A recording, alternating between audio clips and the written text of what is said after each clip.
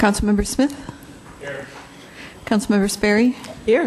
Councilmember Curtis? Present. Councilmember Herbig? Here. Councilmember Danuski? Here. Deputy Mayor Van Ness? Here. Mayor Baker? Here. Thank you. So I don't get to do this often, but my mentor is here in the audience who sort of taught me everything. The Honorable Steve Caldwell, would you please lead us in the flag salute?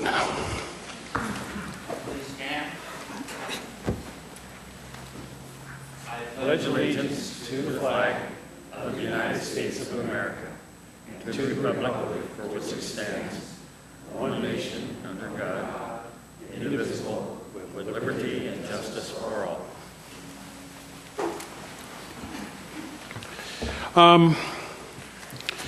Next item on the agenda is the approval of the agenda. If there are no objections, the agenda will stand approved as written. Next item on the agenda is a presentation. And this actually is pretty good. We have a letter from the Washington Finance Officers Association, and it says, the Washington Finance Officers Association, and I would like to inform you that Joanne Gregory has earned the Professional Finance Officer Award for the State of Washington from the Washington Finance Officers Association. This annual award requires ongoing educational and professional excellence on the part of each individual and is not automatically awarded. Joanne is committed to achieving educational and professional excellence, as acknowledged in the receipt of this award for the last 13 years. The association would like to thank you for your continued support and encourage you to recognize this in some manner. And we have also another letter from the Finance Association, the Washington State Finance Officers Association. I would like to inform you that Brian Randall has earned the Professional Finance Officer Award for the State of Washington from the Washington Finance Officers Association. And this annual award requires ongoing education and professional excellence on part of each individual and is not automatically renewed. Brian is committed to achieving educational and professional excellence and is acknowledged in the receipt of this award for the past 7 years. So we want to thank you and Brian for your diligence in making sure our budgets reflect what they're supposed to reflect and keeping us on course. So thank you, Mr. Gregory, and you will convey our thanks also to Mr. Randall. Thank you. That's okay. Next item on the agenda then is a couple of proclamations. And one is, whereas Leadership Eastside has convened Leadership for the Greater Good for 10 years, and whereas Leadership Eastside believes everyone deserves to thrive, that collaboration transcends silos and narrow interests, and that people affected by an issue must be part of the solution.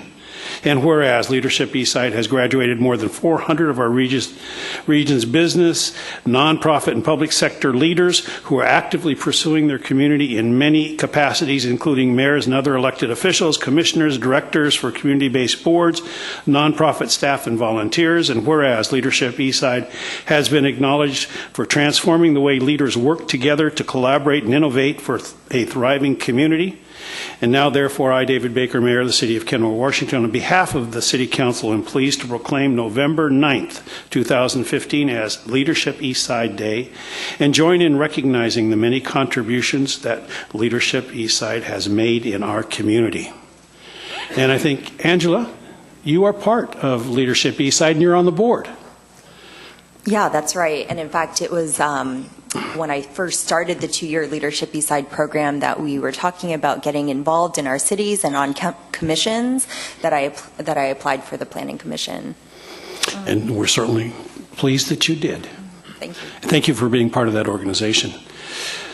And another proclamation for World Pancreatic Cancer Day, whereas in 2015 an estimated 48,960 people will be diagnosed with pancreatic cancer in the United States and 40,560 will die from the disease. And whereas pancreatic cancer is one of the deadliest cancers, is currently the fourth leading cause of cancer death in the United States and is projected to become the second by 2020. And whereas pancreatic cancer is the only major cancer with a 5-year relative survival rate in the single digits, just 7%. And whereas when the symptoms of pancreatic cancer present themselves, it is generally late in stage, and 73% of the pancreatic cancer patients die within the first year of their diagnosis, while 93% of the pancreatic cancer patients die within the first 5 years. And whereas approximately 1,100 deaths will occur in Washington in 2015, and whereas pancreatic cancer is the 7th most common cause of cancer-related death in men and women across the world, and whereas there will be an estimated 367,000 new pancreatic cancer cases diagnosed globally in 2015, and whereas the good health and well-being of the residents of Kenmore are enhanced as a direct result of increased awareness about pancreatic cancer and research into early detection causes and effective treatments. Now, therefore, I, David Baker, Mayor, City of Kenmore, Washington, on behalf of the City Council, designate November 13th as World Pancreatic Cancer Day in the City of Kenmore. And I urge all citizens to join with the City Council in this observance. And Linda Benson, are you here?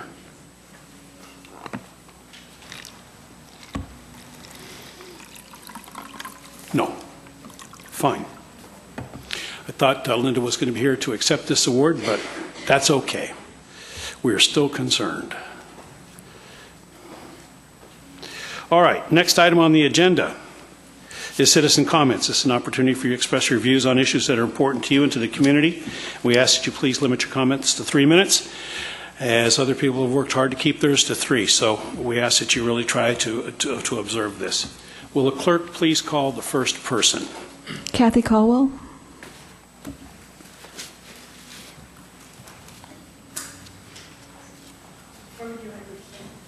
Right there at the podium.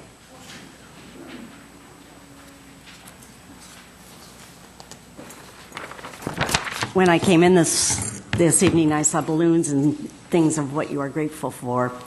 And one of my very grateful moments as being part of this city is our city attorney, Rod. And I want you to know how very, very grateful I am for him and the outstanding work he does for our city. And I'd like that on the record. He's excellent in every way. The other compliment I'd like to give is for the Kenmore Police. We've had a very difficult situation in Arrowhead, and they have handled it tremendously. With that being said, I'm here to talk a little bit about Juanita Drive and the safety concerns that I have. And Milton, Councilmember Curtis, you rather disdainfully yelled at me last time and asked me at the last Planning Commission to bring me data. And I am. I'm bringing you names of Sarah and Paulson. I'm bringing you names of people who have died. Dr. Albert Kobayashi, our neighbor who got in a very serious accident. These concerns on Juanita Drive, as you know from living there, Al, are not new. When it snows, we're down to 1 lane. For those of us coming from Arrowhead, we have no way to avoid Arrowhead Drive. There's no way out. You have to cross it, you have to go down, or you have to go the other way. My concern is public safety.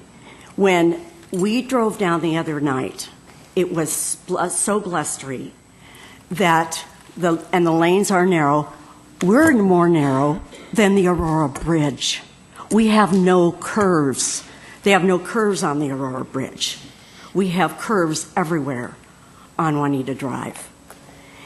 And what concerns me is that most of the City Council is not concerned with our comments. Dr. Curtis, is this how you would treat a patient or a woman? Or I don't understand. We're not the enemy. We've lived here 37 years. We care very deeply about our community and our public safety. Our lives are in jeopardy every time we come down Juanita Drive. Steve has, for every single time, we've seen a guardrail out many times. There's been guardrails out for 2 weeks. There's been all of the curbing is out. For heaven's sakes, are we a city that has no concern for public safety, for citizen safety, and for traffic and pedestrian safety? We're very concerned. This is far more dangerous than Aurora Bridge, and maybe the news needs to be aware of how very, very awful and very, very concerned we are about Juanita Drive and the persistence of you to continue to plan development that would alleviate the safety on that. Thank you. Thank you, Mrs. Caldwell. Steve Caldwell.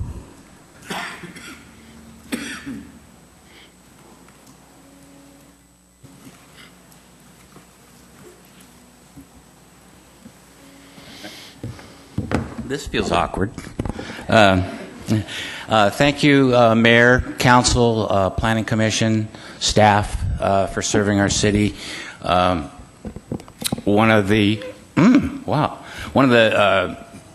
mentor was Jack Crawford, and the park you did in his memory is unbelievable. So thank you very much. I'm here. We were just at San Antonio for an annual meeting.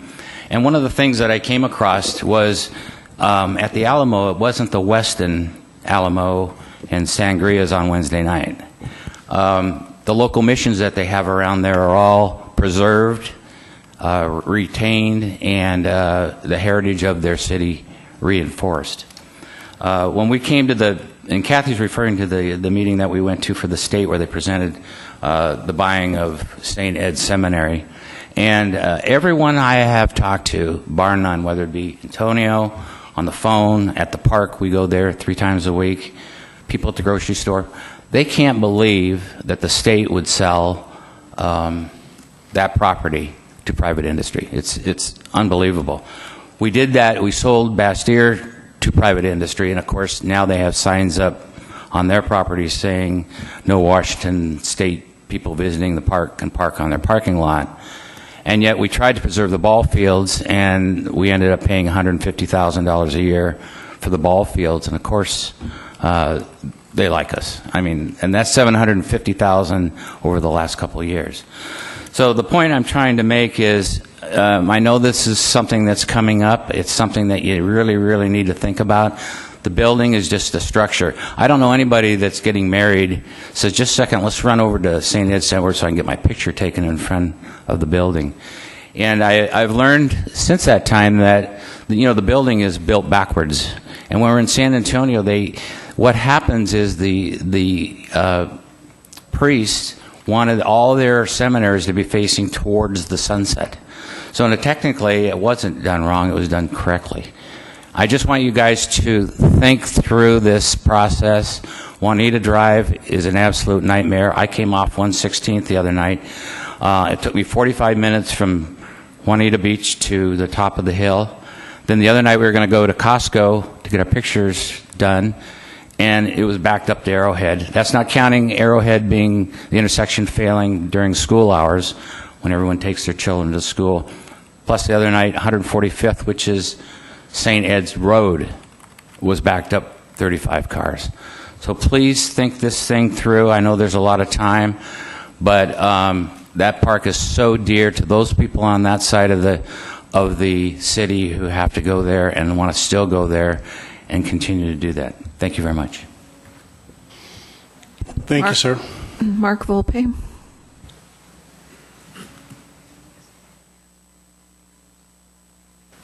Hi, I've lived here for about 35 years myself, and raised a family, and I just wanted to back up some of the comments. Can I please get you to state your name and address for the record? My name and address? For the record, please. Oh, sure. Mark Volpe, 15108 64th Court, Northeast, in Kenmore.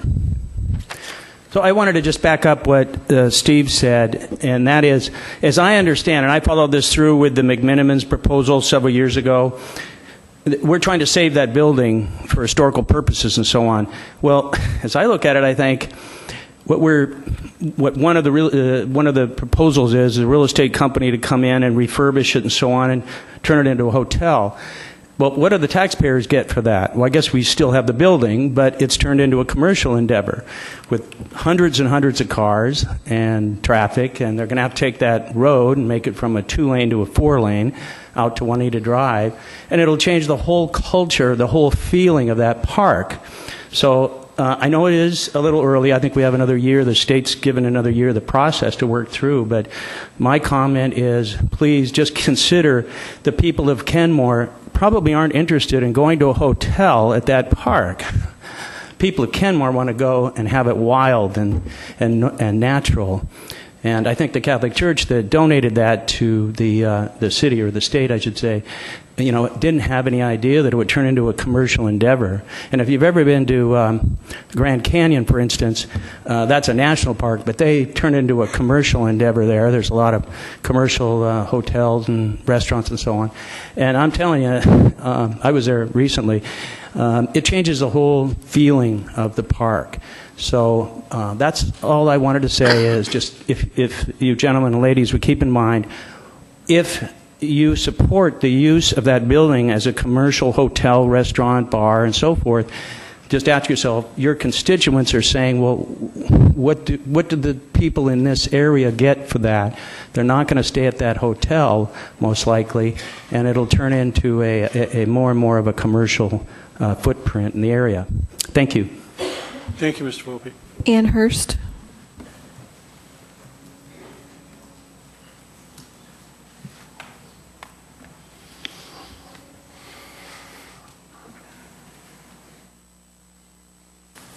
Hi, my name is Ann Hurst. I live at 6302 Northeast 151st Street in Kenmore, in the Arrowhead community.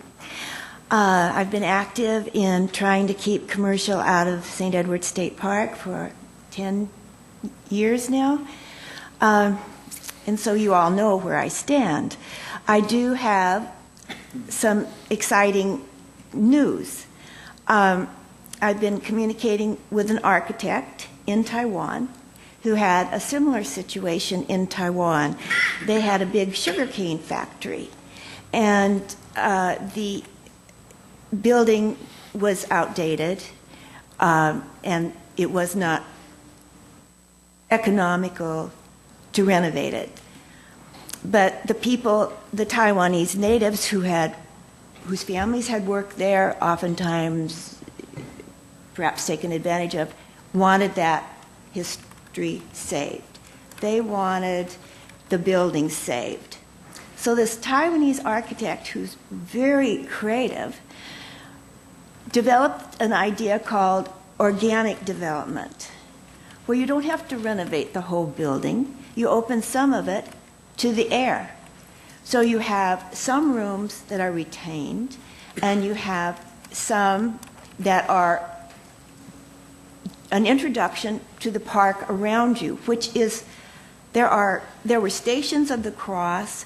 There are 9 elements I wrote about on the National Register of Historic Places nomination that are worth retaining, whatever your religion. These guys were out in the community, giving to the community. We just lost Dennis a year ago. We still have some of the graduates active, and I think it would be a shame to not honor their memory with an organic type of thing that brings the children in, that encourages the children to go visit the grotto, go visit the seminary. Finally, I'm going to Taiwan in the spring. I want to meet with this architect. He'll likely meet with me, and I'm going to bring back as many photographs, and hopefully he knows someone here who can present this better than I, and hopefully maybe he will even come visit you guys. That would be so awesome. He's world-renowned. Thank you, Mrs. Hurst. Linda Darkhand.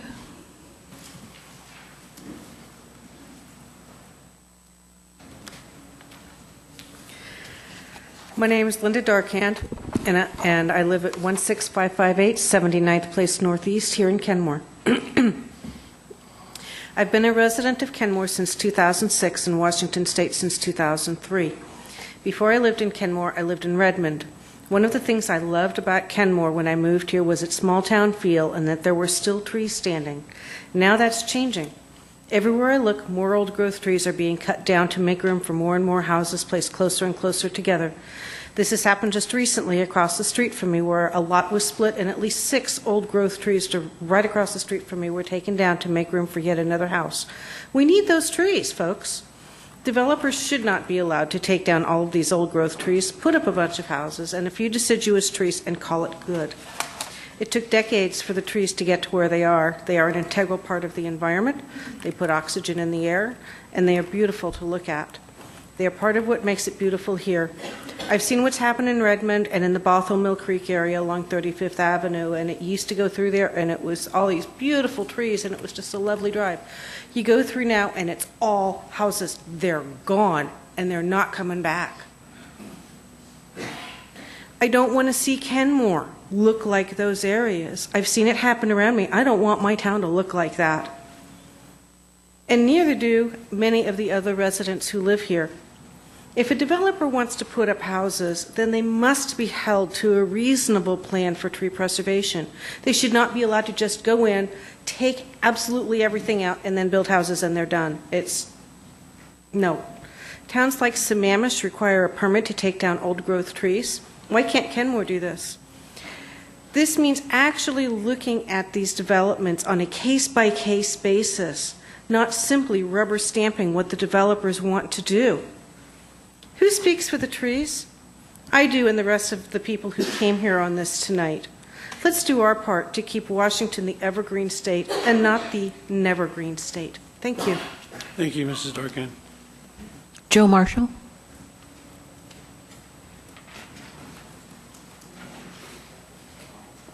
Hey everybody, Joe Marshall, 6210 and Northeast 198th Street in beautiful Kenmore, and I got to echo the sentiment for Mr. Casaguma being an attorney and having squared off against Mr. Casaguma. He is, of course, an advocate of the highest order, and also my orthodontist. My orthodontist is here as well, since I grew up in Kenmore, and the teeth may not be utterly straight right now, but it's not his fault.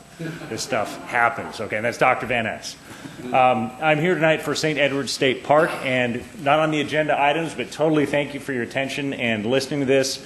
There is time that we can invite the city of Kenmore to think about possibilities other than the Daniels proposal, because Washington Parks did, with their resolution when they extended the deadline, say, hey, we can look at not just Daniels but other proposals and opportunities. And the things that, the guiding principles that I think should guide Kenmore, obviously a key player, because it's in our town, it's our place, should be that the park must remain totally publicly owned. We're not going to give away or transfer away any part of our park. Secondly, that if the buildings are to be put to any use, they must remain non-profit use, not commercial use. The original intent was to help other people. We can think of many examples. Centrum at Fort Worden, dedicated to the arts for kids, a wonderful nonprofit organization.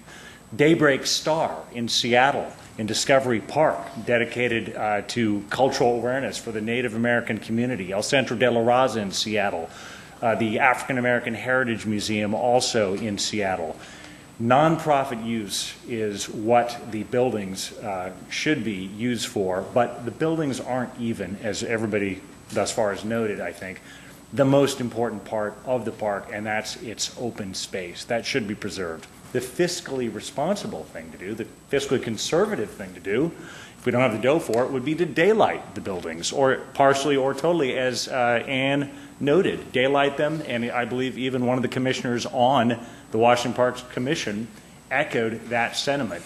But if that idea isn't palatable, I think the thing to do would be to partially preserve the buildings. We could look at daylighting merely the southern wing, keeping the northern wing preserved, and begin that conversation with the city of Kenmore and the community as an alternative to the Daniels plan.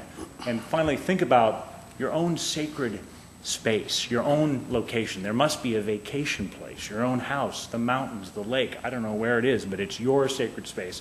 Think of that place yourself, individually, and think of how you'd want to protect it. That's the way people feel about St. Edward State Park. It's a sacred space. I grew up there. I worshiped there once when it was St. John Vianney. I got married there. I bring my kids there. It is sacred space, and it's going to be preserved, and Kenmore can take the lead in helping us create that conversation. Thank you. Thank you, Mr. Marshall. Peter Lance.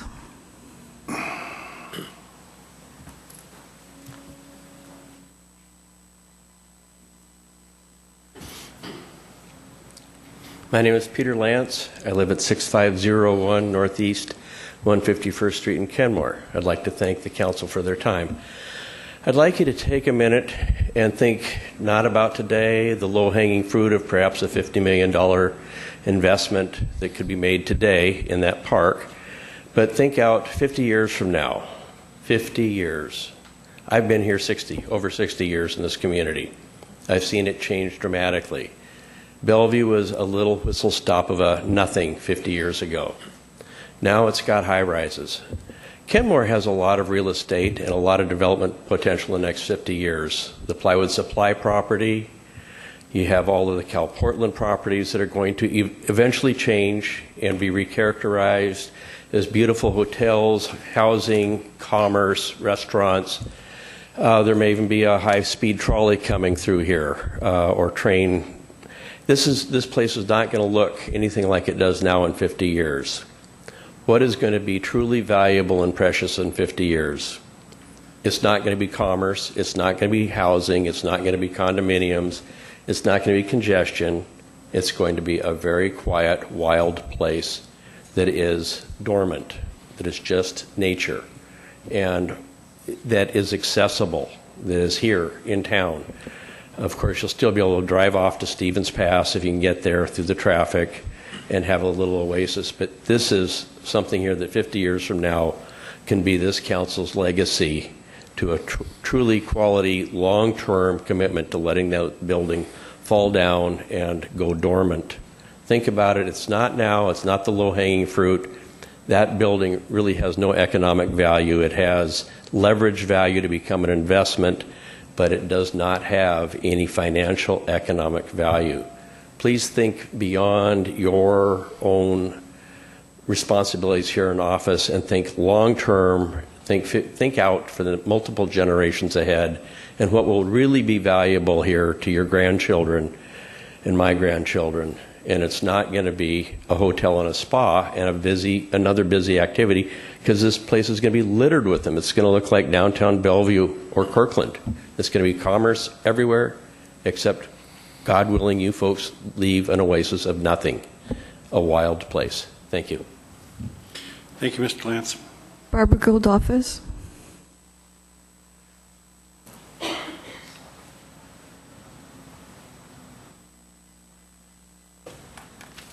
Thank you. I'm Barbara Goldoftis.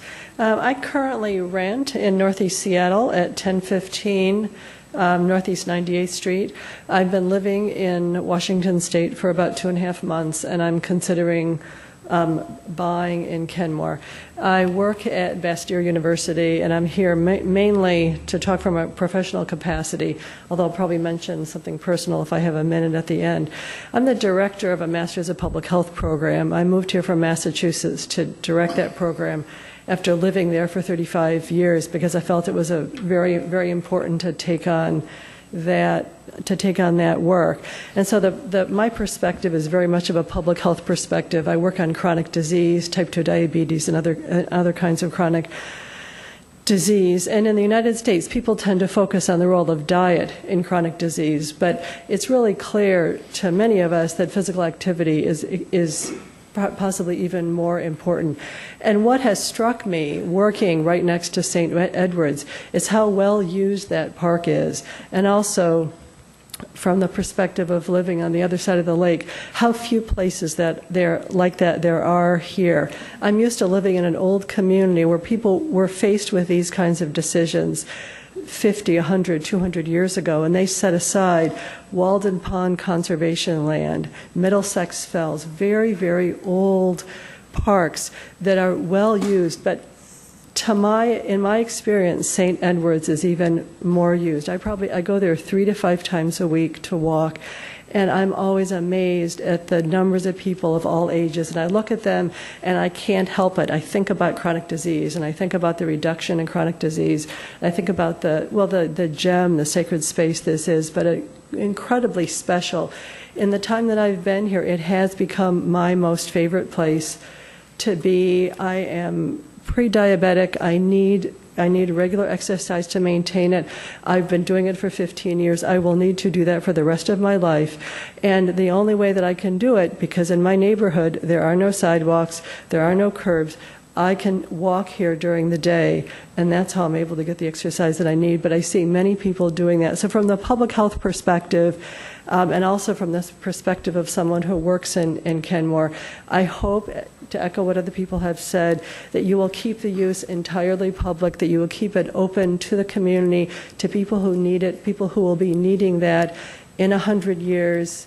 In 150 years, well, there will be even fewer places like that to walk than there are now, and when the burden of chronic disease will be the main burden of disease that people are dealing with. Thank you. Thank you, Ms. Loftus. Karen Prince.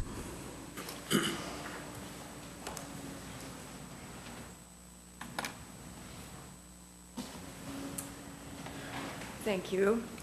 Karen Prince. My husband and I live on 15122 65th Avenue Northeast, right near the park, near back of Arrowhead. We've raised our children there. So I come to echo what I've heard here tonight. I worked also when McMinimans was trying to change it into a hotel several years ago. The park is a very precious place, and people have spoken more eloquently than I. But I just would like to urge you also to remember we need these precious places. As people have said, this is unique in the area, and we are growing ever more populated. So I would just like to speak to preserving what is precious. Don't change the core reason for having that park. It was built as a sacred place, and it should stay that way because we need this in our lives. There's so much running around, as we all do. So I would just add my voice to those saying, please do not let it become something for profit. Hotels can be other places, and this is something that we should save and protect. Thank you. Thank you, Amy Mrs. McKendry.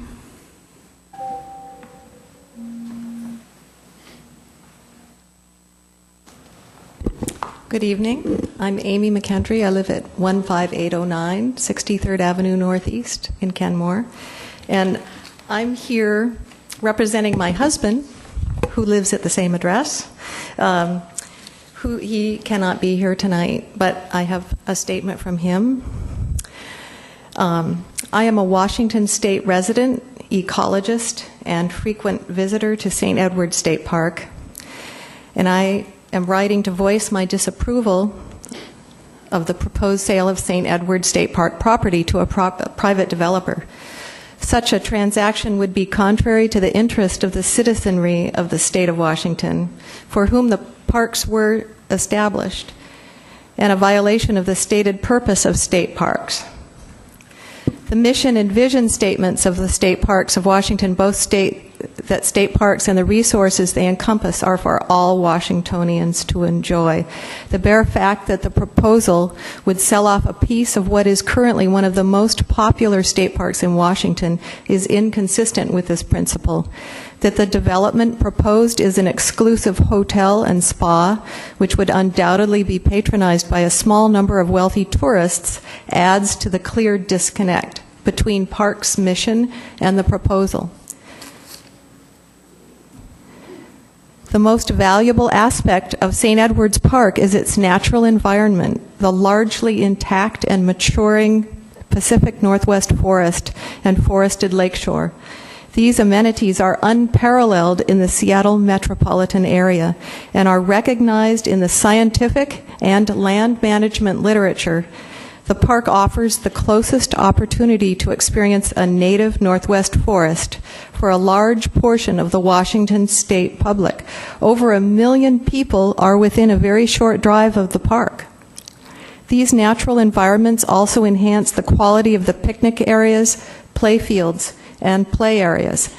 The fact that this park is so heavily visited, even though the seminary building is not regularly open to the public, speaks to what is truly valuable about this park. It is not the building, but rather the natural environment. It is hard to imagine any scenario in which the development and operation of a hotel do not degrade natural systems or the human enjoyment of these systems. Increased traffic, parking problems, noise pollution, air pollution, water pollution, and flow impacts, and diverse wildlife impacts are all likely. It is also likely there would be curtailment of current social activities in the area of the seminary building, picnicking, biking, and community events. If the St. Edward Seminary is to be preserved, it should be preserved for use by all Washingtonians. For example, by government or philanthropic funding, and managed in a manner that would not negatively affect the natural environment of the park. If those avenues for protection are not available, State Park should adopt as its first priority the protection of the most valuable amenities of the park and avoid actions that would compromise these amenities, such as the proposed development. Sincerely, David Stokes, Associate Professor, UW Washington Bothell. Thank you. Thank you. Kathleen Hutchison.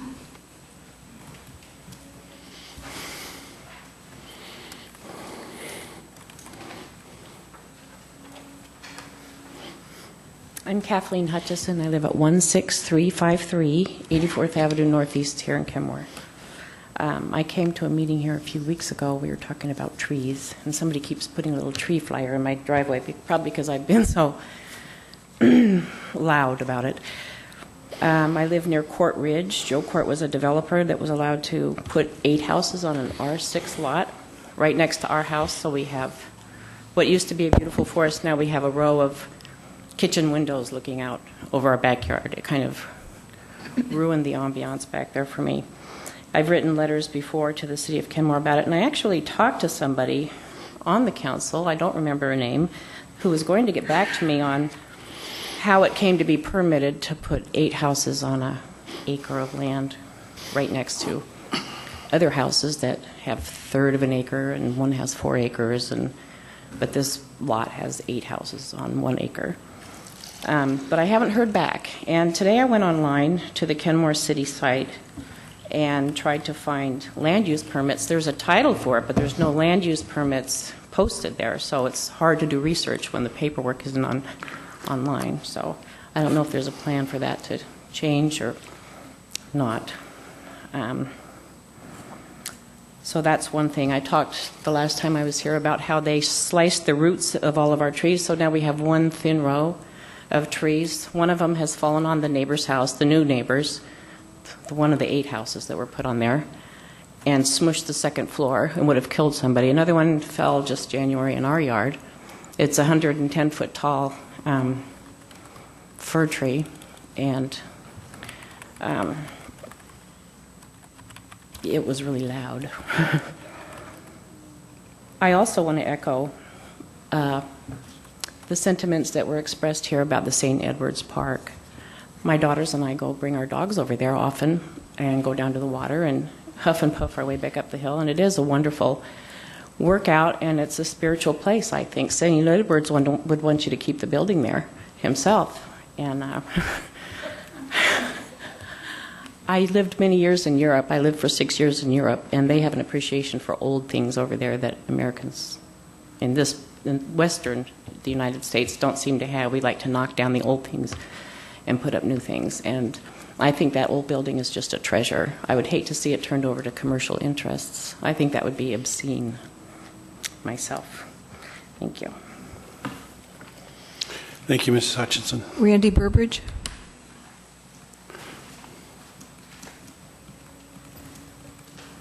It's way too tall for me. 16631 76th Avenue Northeast, Kenmore. And your name? I also am having trouble with the developers clear cutting. I've been clear cut in the front of me, and now I've just been clear cut behind me. They are advertising their territorial views. The territorial views are looking into my house now. I feel like I'm a prisoner. We have to keep the drapes closed.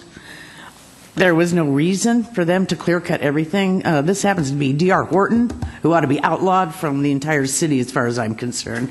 They're very hard to deal with. They will do what they want when they want. I have contacted the city. On the final plans, before you guys permitted them to put these 12 houses in, they had a landscape plan that they were supposed to be planting trees in the back of all these houses. Not one tree is there. I contacted the city, and I can't remember who I contacted, somebody in the planning commission that gave me to somebody else, who gave me to somebody else, who gave me to somebody else. The trees still aren't there, and nobody's contacted me. And D.R. Horton also has bought the property behind me and clear cut it. I requested that to find out even what they're doing. Nothing's posted. I was told that we would have an idea of what was going on back there. That's never been addressed either. And I just, allowing them to get away with basically decimating our neighborhoods is really got to stop. There's going to be nothing left. A 5,000 square foot lot is not suitable for a 6 and 7 bedroom house with no yard. It just isn't. So I would like to see maybe some of the zoning changed. Thank you. Excuse me, before you leave, could I get you to state your name, please? Randy Burbidge. Thank you. Anna Rice.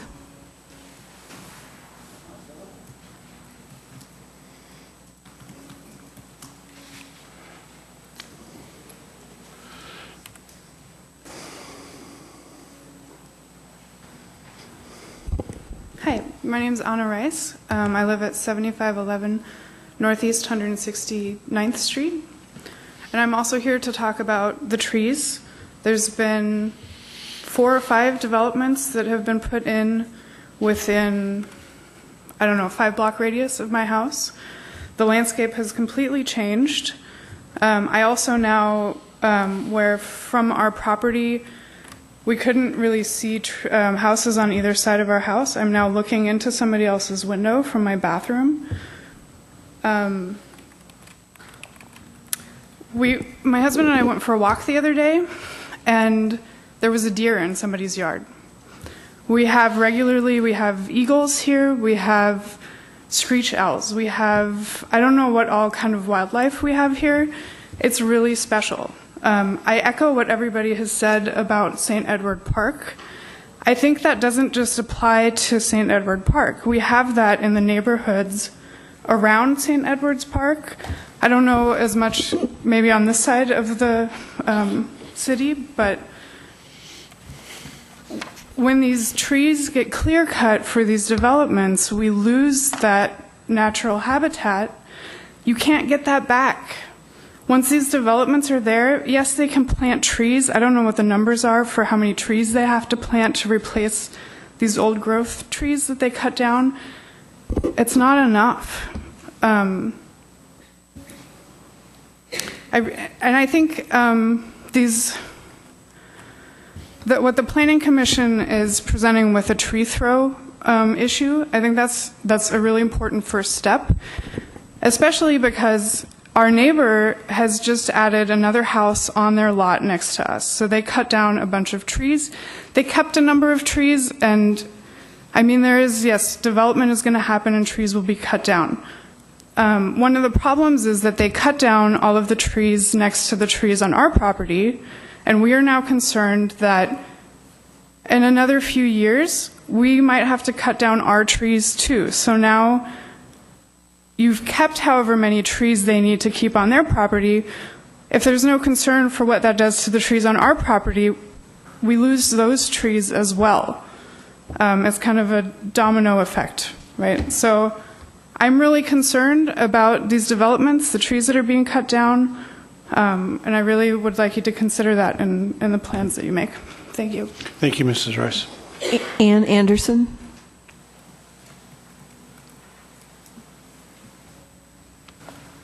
Hi, my name is Ann Anderson, 16304 81st Place Northeast.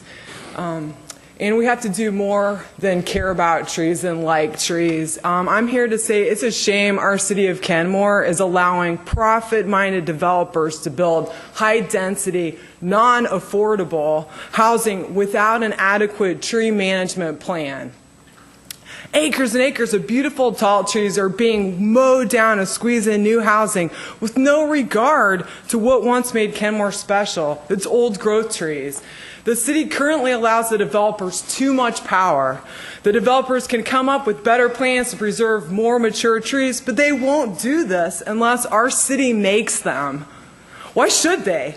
That would mean less money for the builders. The hearing examiner can approve a builder to clear-cut acres of land and build without first having a tree plan. The SEPA environmental checklist reported that in order to reduce impact on wildlife and erosion, native vegetation should be preserved.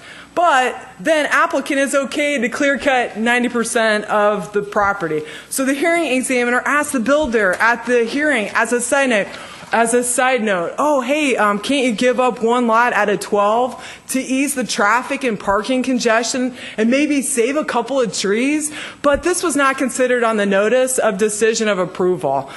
And 2 months later, this particular developer has not even submitted his tree plan. The builder is required to post a financial guarantee to maintain the tree plan, so ensure retention or replant trees for 2 years, and it's checked 2 years following the complete implementation of the plan. Why doesn't our government better regulate what these newly developed lots must look like? Why does our government trust the developers, tree experts, who must obviously be trying to make their bosses happy? Instead of good planning, the city proposes a tree windthrow ordinance that will unfairly tax existing homeowners. So here's the proposed tree windthrow ordinance. A homeowner must first pay an arborist $500 to determine if he can cut down a tree that's not dying, disease, and obvious hazard. Sounds like developers have more rights than homeowners in our town. At the October 6th Planning Commission, people voiced concerns regarding 2 trees on 71st, but that's because they're clear cutting all around it, and now they're blowing in the wind, and they could be a hazard for children walking to school. So what was the builder's arborist thinking by leaving 2 trees there?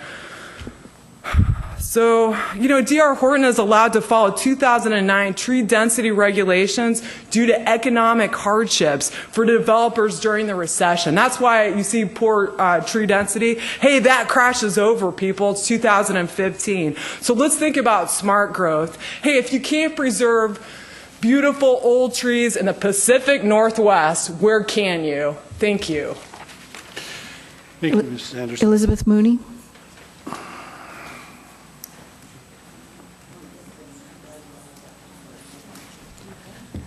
Hi, I'm Elizabeth Mooney, 5934 Northeast 201st Street. That was a really good talk. Thank you, Ms. Anderson, and everybody else who is in the audience talking about preservation of trees.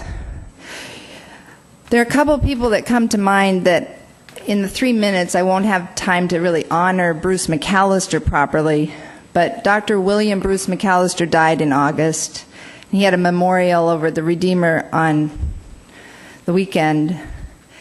And he, back in 1980s, or I guess it was the 70s when I first met him at UW Law School because my husband going there, he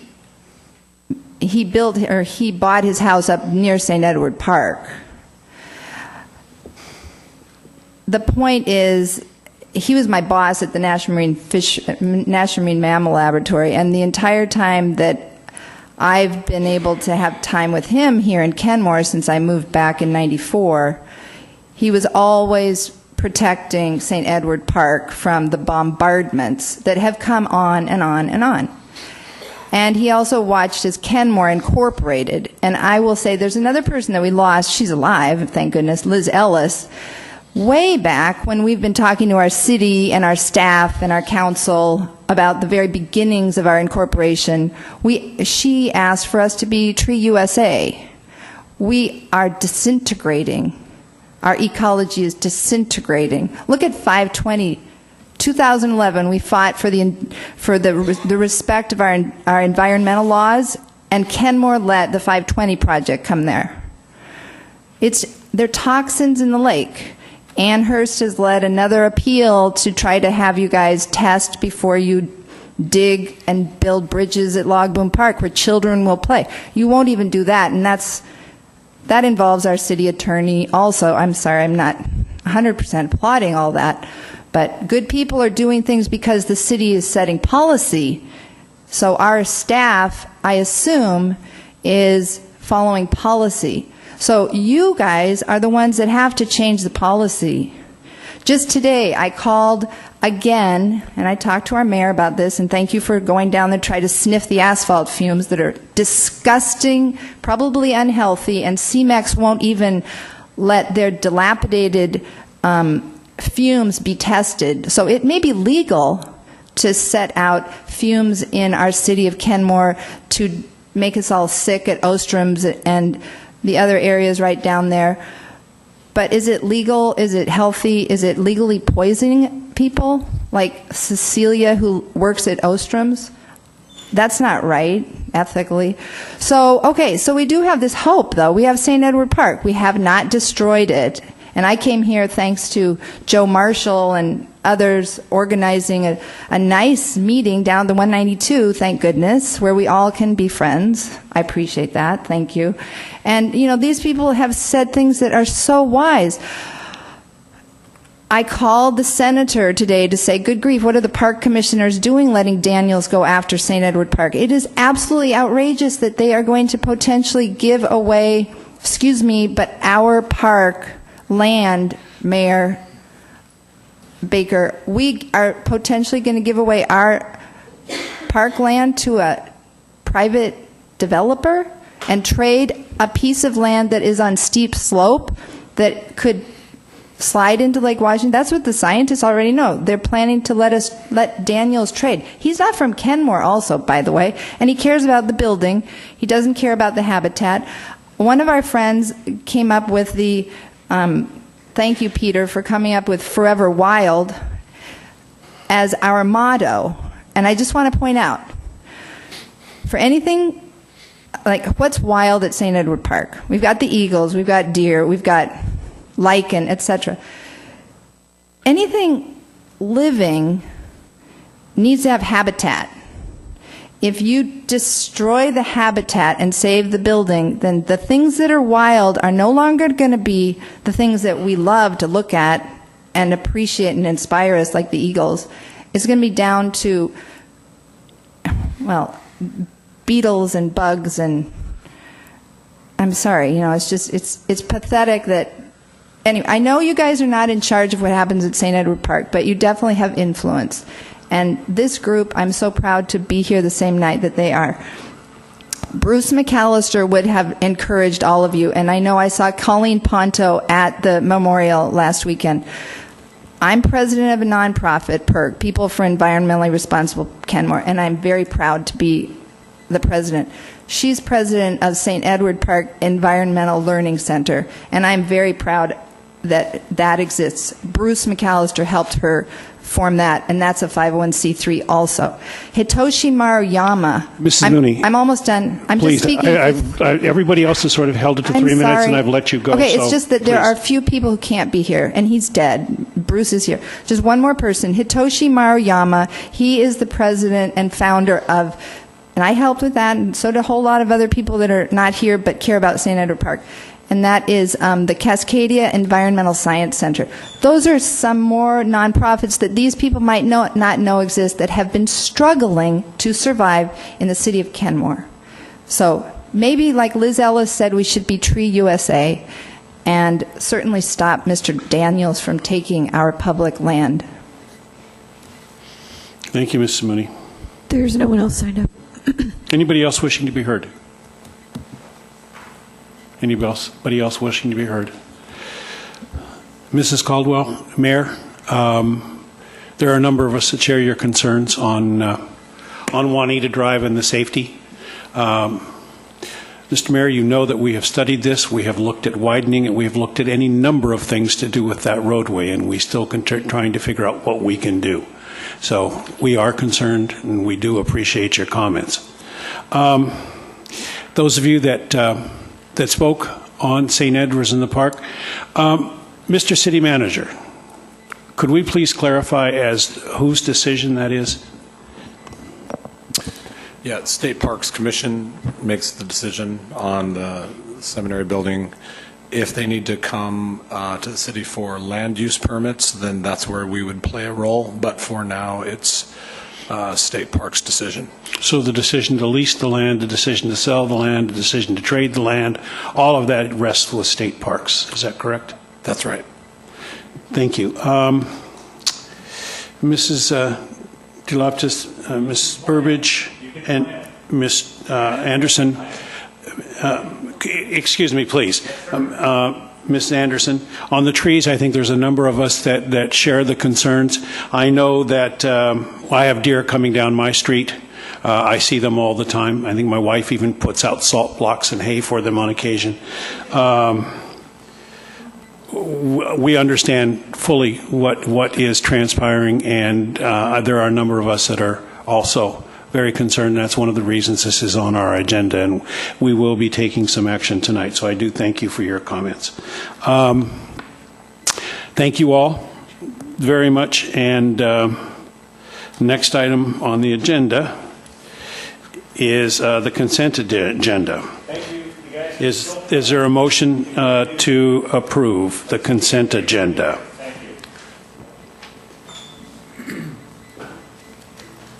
Is there a motion to approve the consent? So moved. And I'll second. Any discussion? All those in favor say aye. Aye. Opposed? Consent agenda stands approved. Next item on the agenda is the Planning Commission and the presentation of recommendations on tree wind throw. Mrs. Bent, Community Development Director, Lori Anderson, Senior Planner, and Ashley McCauley, Graduate Intern with Planning Commission members.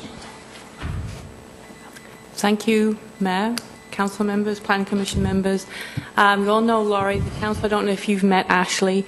Ashley had an internship with the Community Development Department this summer, and she was integral in doing all the research on wind throw and addressing all the Planning Commission questions that came up on wind throw. So she is now our local expert on wind throw regulations and probably knows more about this topic than she ever dreamed of when she took on this task.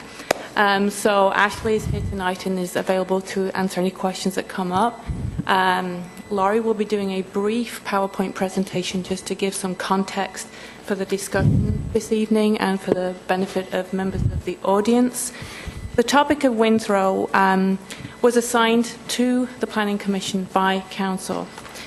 The City does have tree protection and management regulations that were adopted in 2004 and also amended in 2009. This is just one specific area that the Council asked the Planning Commission to take a look at. The Planning Commission took an in-depth look at this topic and spent many hours looking into this, debating this topic, and I think the majority came up with a very balanced and consistent approach.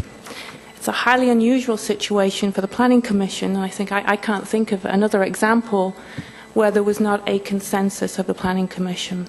There is actually a minority report presented, and that is part of your packet. So this evening, after Laurie's presentation, the Planning Commissioners that were in the majority would like to speak to certain aspects of their recommendation, and then the three Planning Commissioners who were presented the minority report would also like the opportunity to give you their perspectives and their report. And then there is the opportunity for Council and Planning Commission to discuss and debate this issue. From a staff perspective, we are hoping that Council will be able to give some direction this evening on how to proceed with the wind throw recommendation that is being presented to you by the Planning Commission, and direction whether to move forward with the recommendation as presented, to provide amendments, or to proceed with an ordinance. And Council would need to adopt an ordinance for regulations to go into effect. So on that note, I would like to ask Laurie to start the PowerPoint presentation. Thank you. Good evening. So this is not very many slides. I'm going to go ahead and just sort of set out the basic recommendation from the Planning Commission, and then, as Debbie mentioned, we'll have the Planning Commissioner speak to that recommendation. So first of all, what is tree wind throw? So tree wind throw is when the wind a tree acts as a lever and the wind pushes it over. It happens because of the force of wind during a storm event. Certainly trees can fall any time during a windstorm, but there are certain activities that happen on a lot that may increase the likelihood of wind throw. So the goal is to develop regulations that are preventative, that reduce the risk of tree wind throw. So there are certain factors that affect susceptibility to wind throw. The first is root system disruption, and the results of this may not even be apparent for several years. In other words, if the roots of a tree are cut or damaged, the tree is weakened, and that increases its susceptibility to wind throw. Likewise, removing trees from a grove affects wind throw. If you have trees that have been exposed to the wind since they were small, they develop root systems that are more resistant to the wind.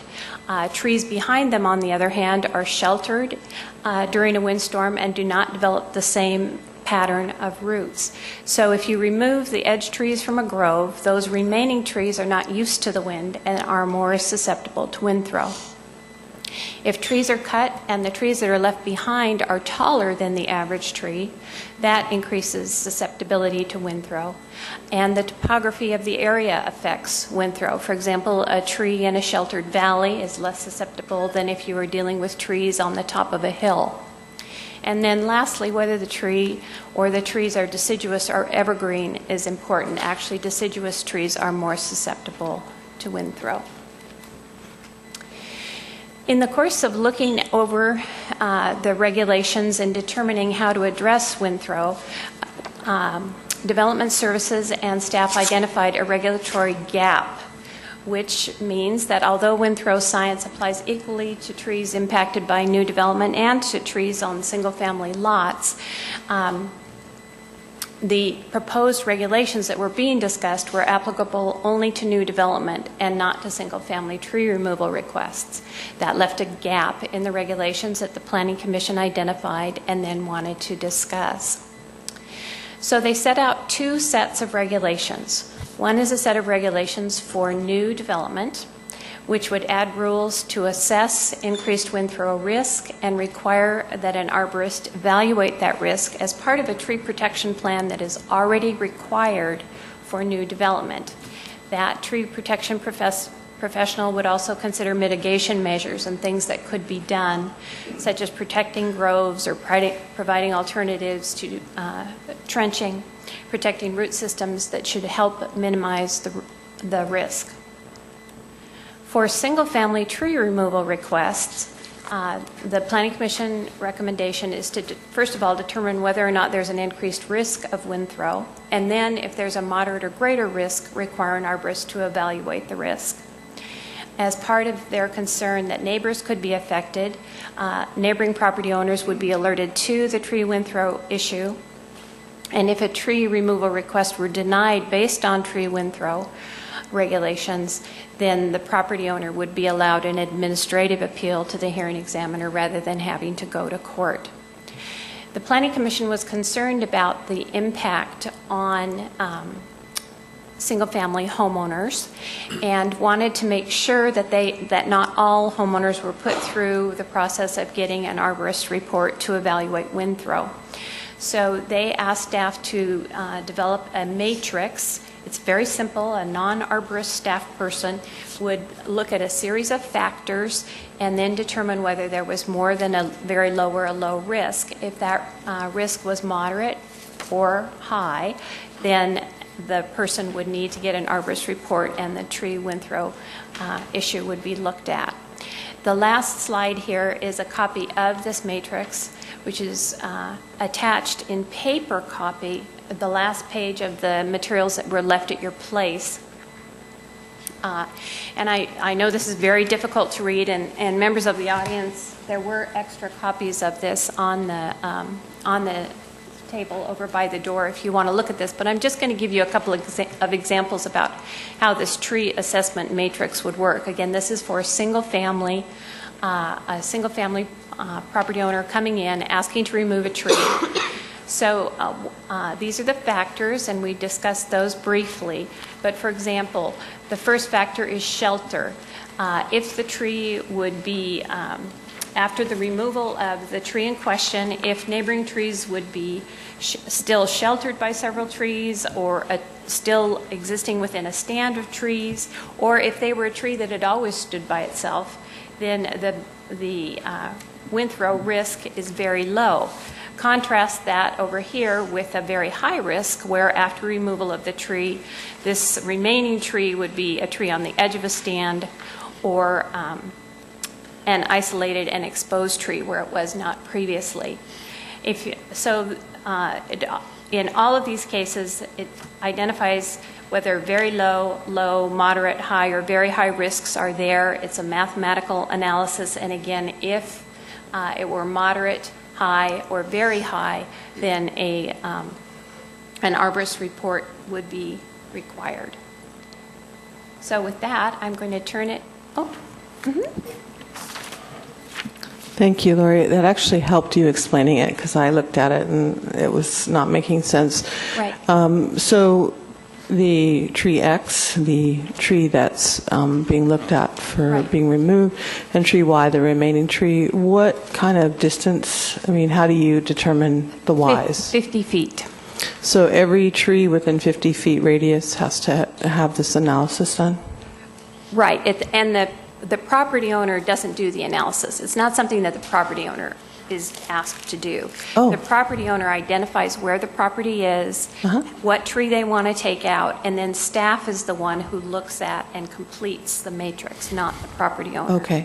And so those would be the staff persons who were not arborists and didn't have the expertise. All we were trying to do was create an intermediate step so not everyone would have to involve an arborist. Sure. And if this were to move forward and staff had to do this, would that be something where it would require a visit to the site, or would it be perhaps just something that was done with some aerial imaging kinds of things, or what, have we not thought that far? Yeah, I don't think we've thought that far. Okay. Certainly, That's there are helpful, cases where people go out to look at the property, and other cases if we can determine from an aerial, and particularly now with Google Earth, so you can pretty much walk through. You can see your patio. Yeah. Okay. Thank you. Other questions? Mayor, we'd also like the Planning Commission majority to speak and then the minority, and that might kind of generate more questions too. Councilmember Danuski. Okay. Do we want to have the Planning Commission speak before our questions? Yes? Okay. We do, okay. Yeah. I saw Councilmember Sperry jump in, so I thought we were going to do questions. Okay, fine. Chair Nugent.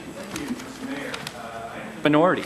So I'm going to delegate the chair of the majority side of this to the vice chair, Angela, and let them speak, and then hopefully we get our turn. Thank you. Actually, we wanted to start by just summarizing some of the steps that we took to get to the decision today, and I'm going to start by handing that over to Mike Vanderline. Well, my voice last. In July, as we spoke earlier, the Planning Commission received your docket item and began work. Oh, thank you. Over the next 3 months, we surfaced a wide range of opinions, personal grievances, and requests for city intervention as a basis on both public testimony that we received and other input. Clearly, the rulemaking related to trees, urban forestry management, is a complex subject of great and sometimes passionate interest to our citizens, I think you've heard tonight. As a result of these discussions, the Commission asked for and received input from the City's Planning Commission, our Planning Office, legal staff, and others on a number of technical questions, such as personal property rights, limits of city action under the state constitution, city and individual liability exposure, current regulatory scope, regulatory approach in other communities, and the current hazardous tree policy. This input was incorporated into our final recommendations. Notable among these were the decision matrix that Lori just explained to you, and a planning department review of tree removal requests, adding an appeal process for individuals requesting removal of trees that could produce wind throw, providing a clear definition of wind throw and closing gaps in the application of wind throw policies to a single-family lots, in addition to lots being used for development. Angela's going to take it over from here. So after doing thorough review of the research that the staff put together, we considered several proposals as alternatives to the staff's original recommendations. The staff revised their original recommendations to incorporate a number of changes that were voiced by Commission members. However, despite extensive debate, the Commission was unable to come to a consensus. We actually took a total of 2 votes on motions to accept the revised recommendations that staff prepared for us, and both passed with the majority of members 4-2, and then finally 4-3. And in addition to that, the Commission unanimously approved a recommendation to the Council to consider a wider review of urban forestry management as a future Commission docket item. So the final recommendations presented to you tonight have the support of the majority of the Commission, and I'm going to turn it over to Deborah to speak to some of the points that we agreed upon, that the majority agreed upon. Thanks, Angela. There was extensive discussion, and it's in terms of the majority, a number of points we agreed upon that these regulations addressed. So the recommendations address, as Debbie and Lori pointed out, a disparity between the regulations for developers and those for single-family properties. The recommendations will help prevent wind throw risk from other trees becoming hazards, so it's trying to prevent that, as some of the folks in the audience have talked about today, the importance of that. And that will help prevent potential property damage from hazard trees coming down, and prevent any public safety issues as well. The recommendations attempt to limit the burden on homeowners to provide additional information or processes by incorporating the information that they provide into an existing form. The recommendations respect the balance between property rights and community safety, and they do not preclude also exploring whether there's a way to strengthen our hazard tree regulations, which are separate from this, or as Angela mentioned, just the tree preservation issues more broadly. So this is, we took kind of a narrow issue, but it doesn't preclude looking at the other issues as well. My comments really have to do with, rather than going myopic in the details of this issue, we want to come back out to the greater goal that's here. And as a newly incorporated city, part of our responsibility as a city is to look at the laws that are already in place through the urban forestry management laws of the state and county, and to catch up with those laws and ordinances that are already in place. So the reason that we would like you to look at this topic, given the research that was done, but we also want you to take into consideration that the main goal of these ordinances is to protect our forestry in the city, but we also want to have public safety become the priority as well. And these recommendations do cover that in great detail. And I think that the city staff did a good job of listening to, our discussion and sometimes contested debate about this.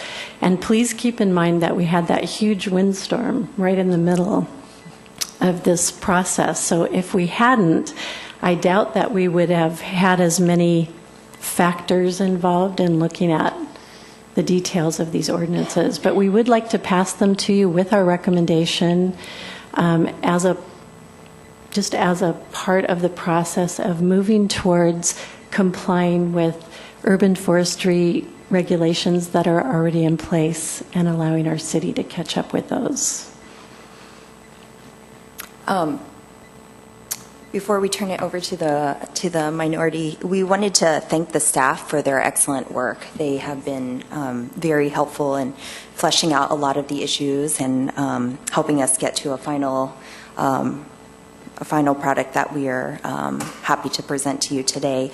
We also want to point out how rare it is for us to come to the council without full agreement. I think this is, as Debbie said, the one time maybe that this has come up. And so we hope that you will, consider that as an indication of how serious this topic was and the seriousness that we brought to this decision. So with that, I will turn it over back to Chair Nugent. Thank you, Vice Chair Kugler, and thank you to the members of the majority. So I hope you've seen our minority report, and I hope it conveys to you the degree of time and analysis that we put into this issue. Everybody's correct that it's complex. We've been working on it for over 3 months. There are times where I'm working on this, and I've given it a lot of time myself, and I know everybody on the commission has, and I'll still get confused. Okay, who's it who wants the tree down? Are we keeping the tree? Is that the better thing? You're just going to get confused, and you have to kind of back up a little bit and kind of reorient yourself. So that's one reason we tried to explain it carefully in the minority report. I'm going to try and explain our position carefully right now. As we said in the minority report, we think, and I think we could probably all agree on this, that for an idea or a proposal to become a law, it should satisfy some basic elements. And those basic elements are, does it work?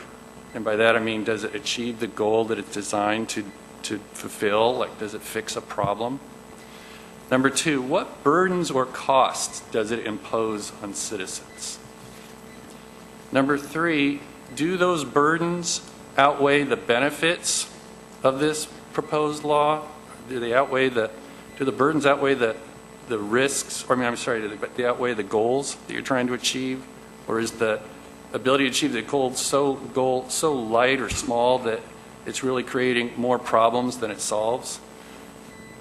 Of course, if that's the case, then it doesn't make sense.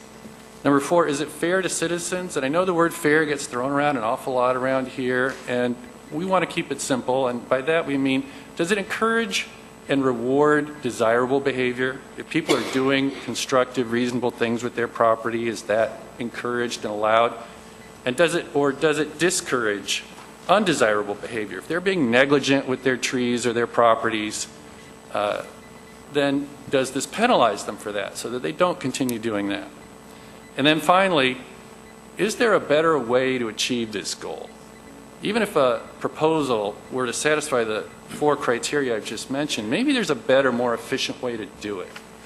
And so as you can see from our minority report, we actually think, yes, there is a much better way, a much simpler, more efficient way to create public safety, which is supposed to be the sole purpose of this law.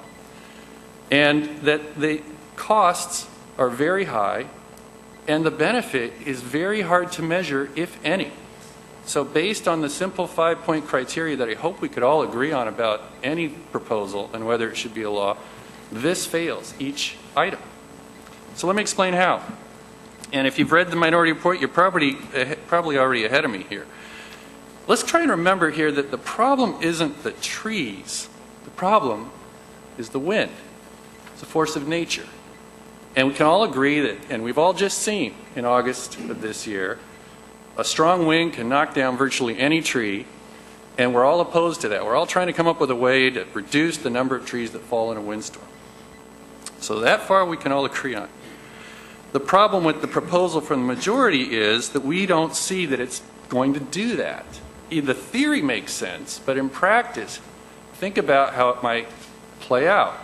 Because what their proposal is, in response to trees falling, is let's increase the number of trees near our houses so that they create a windshield to protect the trees on the neighbor's house.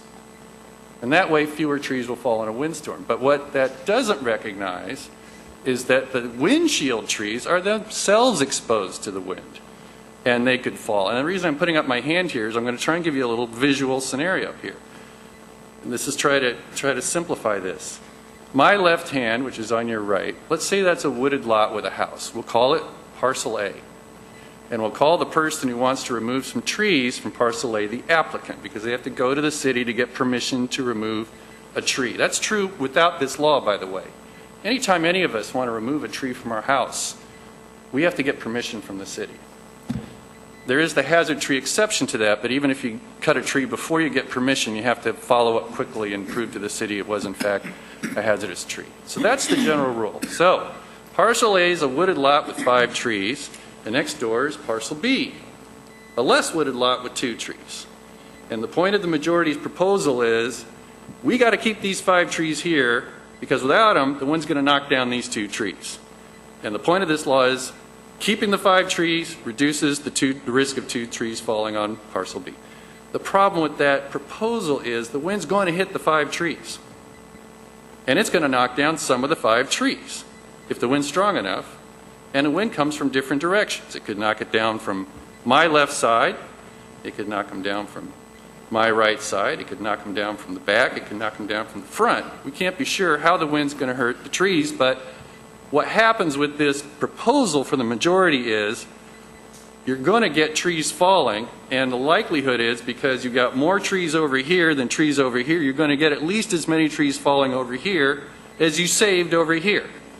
So this is what we presented during some of our deliberations to the staff and the majority, and we're asking, is there any empirical evidence to show that this windshield law, which it's really what it is going to reduce the number of trees that fall in a windstorm? And we haven't seen it. So another thing we asked the staff was, well, what other cities are doing this wind throw stuff? And they came back. At first they said, well, here's an example in Gig Harbor, they're doing it. An example in Port Angeles, they're doing it. Down in Bandon, Oregon, they're doing it. They've got these laws. These are good examples of laws we might want to adopt. And then we said, well, what about locally? And there was a list of cities, a lot of them nearby, around Lake Washington. They said, yes, they're using some version of a wind throw protection law. So then came August 29th. That was the big windstorm. We got hit pretty hard. Trees are falling all over. There's power outages. Power's out for days. People are distressed.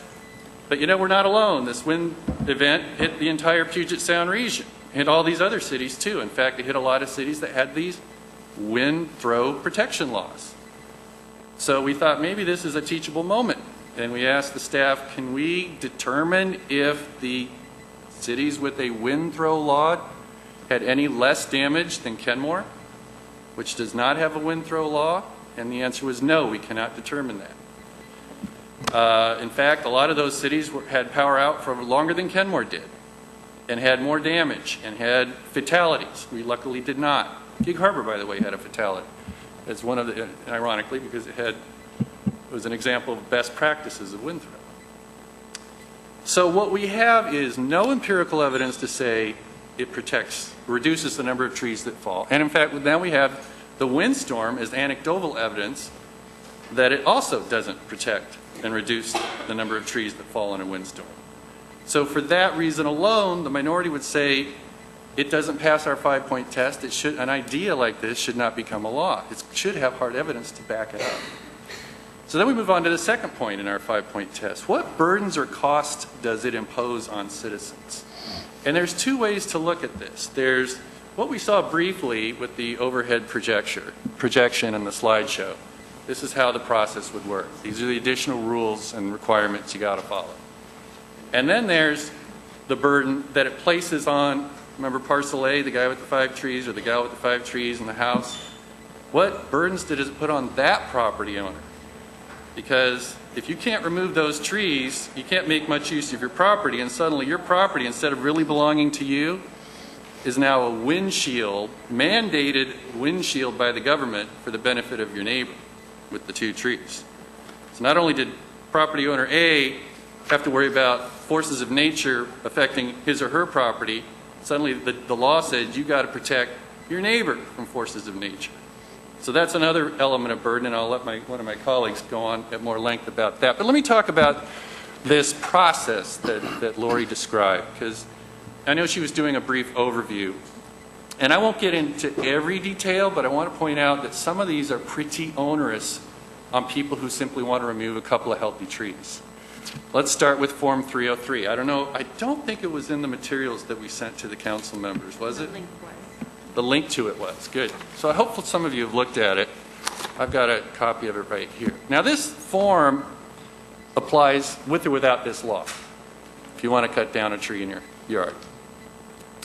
And a lot of it's fill in the name, address, check the box, this kind of thing. It's pretty innocent. Then you get to page 2, and section 5 on page 2 says you don't just have to fill out this form, you have to submit a site plan. This applies not just to developers, this applies to you, me, and our neighbors. You want to remove a tree, you got to produce a site plan. Here's what has to be in a site plan, with or without this law. You got to show property lines. Well, that sounds like you need a land survey. That's pretty expensive. You got to show all adjacent streets. You got to show the location, dimension, and use of easements. Well, a surveyor won't do that. You got to get a title report, and you got to figure out how the title report, from the dimensions and descriptions in the easement documents that have been recorded against your property, fit into your survey. So that's extensive. You've got to identify the locations of structures, retaining walls, septic tanks, drain fields, and wells. You've got to do some digging into the public records to find out where all that stuff is. Then you got to show where the boundaries of critical areas are, and the buffers, and the building setbacks. You might need an environmental consultant to do that right. And then you got to show all the trees on your lot, including the size and the species. That's to cut down any tree based on Form 303. This proposal from the majority says, let's add to that. In addition to all that information, you got to fill out this page regarding wind throw. And this means you've got to compare the tree that you want to cut to every tree on your neighbor's lot within 50 feet and tell us, is it taller or shorter, and is the neighbor's tree deciduous, and is it in a valley, and this kind of thing. Would it leave it exposed or isolated? Is it sheltered? That kind of thing. How close is it? Even if it's less than 50 feet, we want to know how close it is. So that's another layer of information you've got to figure out just to apply to remove your tree. Now, and I think this corroborates what the staff said, once they get all this, they look it over, not with an arborist, but internally, and they decide, is there at least a moderate risk of wind throw created by this potential tree removal? And if they think there is, they go back to the applicant, remember, parcel A, 5 trees, wants to remove a couple. And the applicant then has to hire the tree protection professional, which I think includes an arborist, but let's say for argument's sake it does. So you got to hire this arborist, and the arborist has to go out and examine every tree on the neighbor's lot within 50 feet of the tree that applicant wants to remove. Every tree.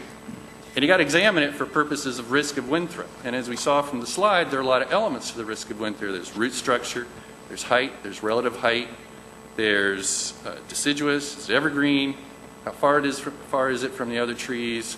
I could probably look at the list and find a couple other things. But it's a pretty detailed analysis that they have to do for every tree on the neighbor's lot within 50 feet. So then they present that to the city. Now the city said, and we raised questions about, gee, that sounds expensive. And the city said, well, we'll look into it, and they did. And they said, we called an arborist, and the arborist said this could cost $500.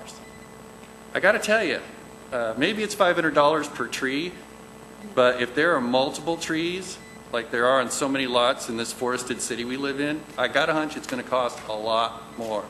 And if it's $500 per tree, it could be many multiples of $500 just to prepare this report to give to the city in hopes that you can cut down a tree.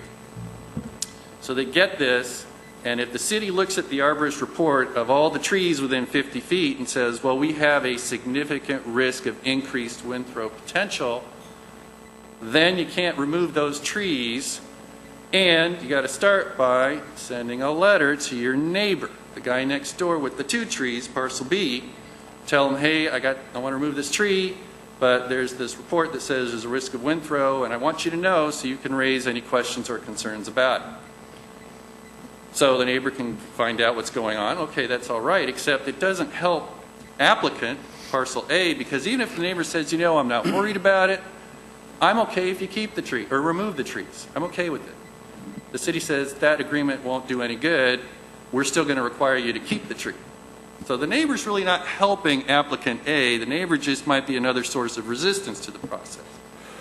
Then the applicant, once they've notified the neighbor, has to sign a sworn affidavit under penalty of perjury and submit it to the city, proving and swearing under that penalty that they in fact did give the letter to the neighbor. So they've done all that, and then the city will say, well, we want to find out ways of mitigating this risk of wind throw so that it minimizes the wind throw potential. And then if there's some agreement on this minimization plan and the applicant, parcel A, isn't happy with this, and it's, as I'll get to in a second, that minimization plan is almost always going to require him to keep or her to keep the tree there. And if that applicant says, I don't think this is right, I don't think this has been fair, then the city says, well, you're not just allowed to go to the hearing examiner, the city's hearing examiner, you're required to go to the city's hearing examiner. You can't go to a court and an independent judge. You've got to go to the city's hearing examiner and then make your case as to whether the city followed all these rules about whether you should be able to remove your tree. And if not, if you lose there with the hearing examiner, and all the hearing examiner, he's not going to make or she's not going to make an independent judgment like, oh, I don't think this is reasonable. That's not what the law says. The hearing examiner's just got to follow the city's law and say, oh, did they check the boxes? Oh, was there an arborist report? Oh, it looks like there is an increased risk of wind throw. Did they send a letter? Was it sworn under penalty of perjury? Well, I'm sorry, Mr. Applicant, but the tree's got to stay. So after all that, then the applicant can then go to an independent court and say, you know, I think this whole thing was wrong, overbearing, may have violated maybe a taking, may have violated substantive due process. You can't raise constitutional questions in front of the hearing examiner, and Mr. Castiguma can corroborate that. You got to wait till you go to the independent court to raise those with a superior court judge. So after you've spent thousands and thousands of dollars and months and hired your arborist and hired your lawyer and gone to the hearing examiner and lost and lost and lost and lost, then maybe you'll get an independent judge to respond to this whole thing. But that's a lot of burden. That's a huge bureaucracy for something that may not save any more trees from coming down than if you let this guy cut down some of his own trees.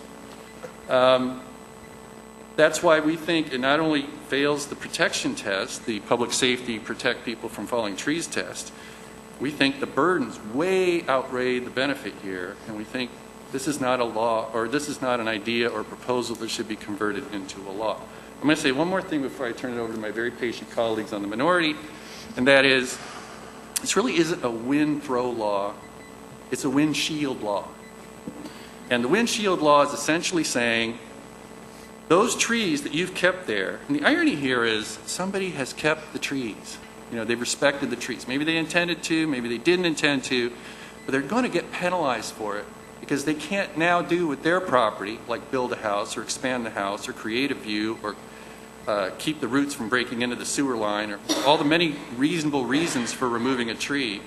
The person who kept the trees now has a duty to create and preserve this windshield for the benefit of this neighbor who got to do all the things that parcel A wanted to do with his property, build the house, create the view, or whatever else. That's not a level playing field. That's a huge burden on the applicant who wants to remove the trees for reasonable use. Anyway, thank you, Mike, and I turn now to my colleague, Mike Mulcair, to continue with our minority position. Thanks. So the component of our minority report presentation I wanted to talk to you about was this component of fairness. And Doug just did a job of taking you through the procedural components of the amendment and what it would take to put that into law, the matrix and the analysis that would go into that. When thinking about fairness, it's more of a sense of right and wrong, and how I felt about this language when I first looked at it and we first started discussing this in July. It just didn't feel like it was the right type of burden to be putting on the homeowners. It didn't feel right to me. And it took a while to work through that and to see if I would feel differently about it, looking at it from all sides, and ultimately I did not. It still feels, and maybe as I explain that, you'll feel the same way, that it was unfair to the homeowner of Parcel A in Doug's scenario there, the legislation that we're talking about. And it does in fact violate a fundamental principle of fairness.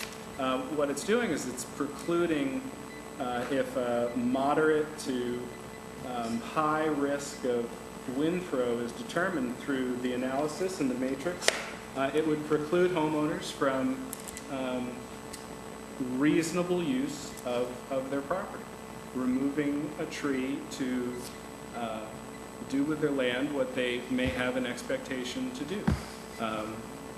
And it may actually be a reasonable use that the very neighbors who would be benefiting from this preclusion have already enjoyed. These uses could include putting in landscaping or putting in a garden or improving their access to sunlight on their property. And the neighbor may have already done these things, but would be able now, through this legislation, to preclude Parcel A's homeowner from doing the very same thing, and that just seems unfair to have that standard. It's also making the homeowner responsible for their neighbors for an act of nature, and that also seems unfair. I think it's a normal expectation for homeowners to be able to use their property in reasonable ways. We're talking about removing a tree, following the permitting process to use their land in ways that are not injurious to their neighbors. And I think that's a normal expectation, and that should be respected. As Doug pointed out, trees are going to continue to fall in Kenmore. I think the question this legislation invites is whose trees are going to fall, and whose responsibility is it for those trees falling? We haven't covered this in depth, but we have current code in place today that I find to be very fair and equitable, that puts limits on the number of trees that can be removed by single-family homeowners. Based on your lot size, you can remove either 2, 4, 6, or 8 trees per year based on lot size. It doesn't ask why you want to remove a tree. It doesn't ask whose yard you may be adjoining to or how many trees they have removed. It's a fair and simple formula for determining what's a reasonable amount of tree removal within our community. On the other hand, I think the language we're proposing today is not fair or equitable because it's putting too much burden on the homeowner to look out for the needs of those around. But that's my comments on the concept of fairness. Thanks. So as noted, and I think as you've seen tonight, we've heard a lot of public comment on this issue from a variety of perspectives, ranging from ardent tree preservation to ardent private property rights. The latter primarily in our commission hearings. We also heard concerns from citizens feeling threatened by large trees that could fall onto their property or elsewhere and hurt people and or cause some physical damage. And these examples tended to be standalone or a small number of trees, as I think one person spoke tonight. So our recommendation in the minority report is to expand the current hazard tree permitting exception and make it enforceable by the city. So basically, for trees that are verified by a qualified arborist to be an imminent threat beyond the property line, the property owner would be required to remove them. The current regulations, at least as we understand them, lack such a requirement. So we think this would address wind throw risks as well as the citizens' concerns we've heard tonight and previously in a relatively straightforward and efficient manner. And we think this would be a preferable alternative, and we think would strike an appropriate balance between the public interest and safety that we've all agree upon and reasonable use of private property. So that's Thank you, Mark. I just want to point out one more thing with respect to our hazard tree proposal. It's sort of like, hey, here's the good news. We can fix this. We're not immune, we're not ignoring this problem. It's out there. We heard from the people who suffered damage or who feel like they're living under fear that a big tree on the neighbor's lot is going to hit their house. And they are really scared. And they came to us. This is a way to fix it. We got a law already on the books. It's not enforceable. It's a permit exception, and that's for hazard trees.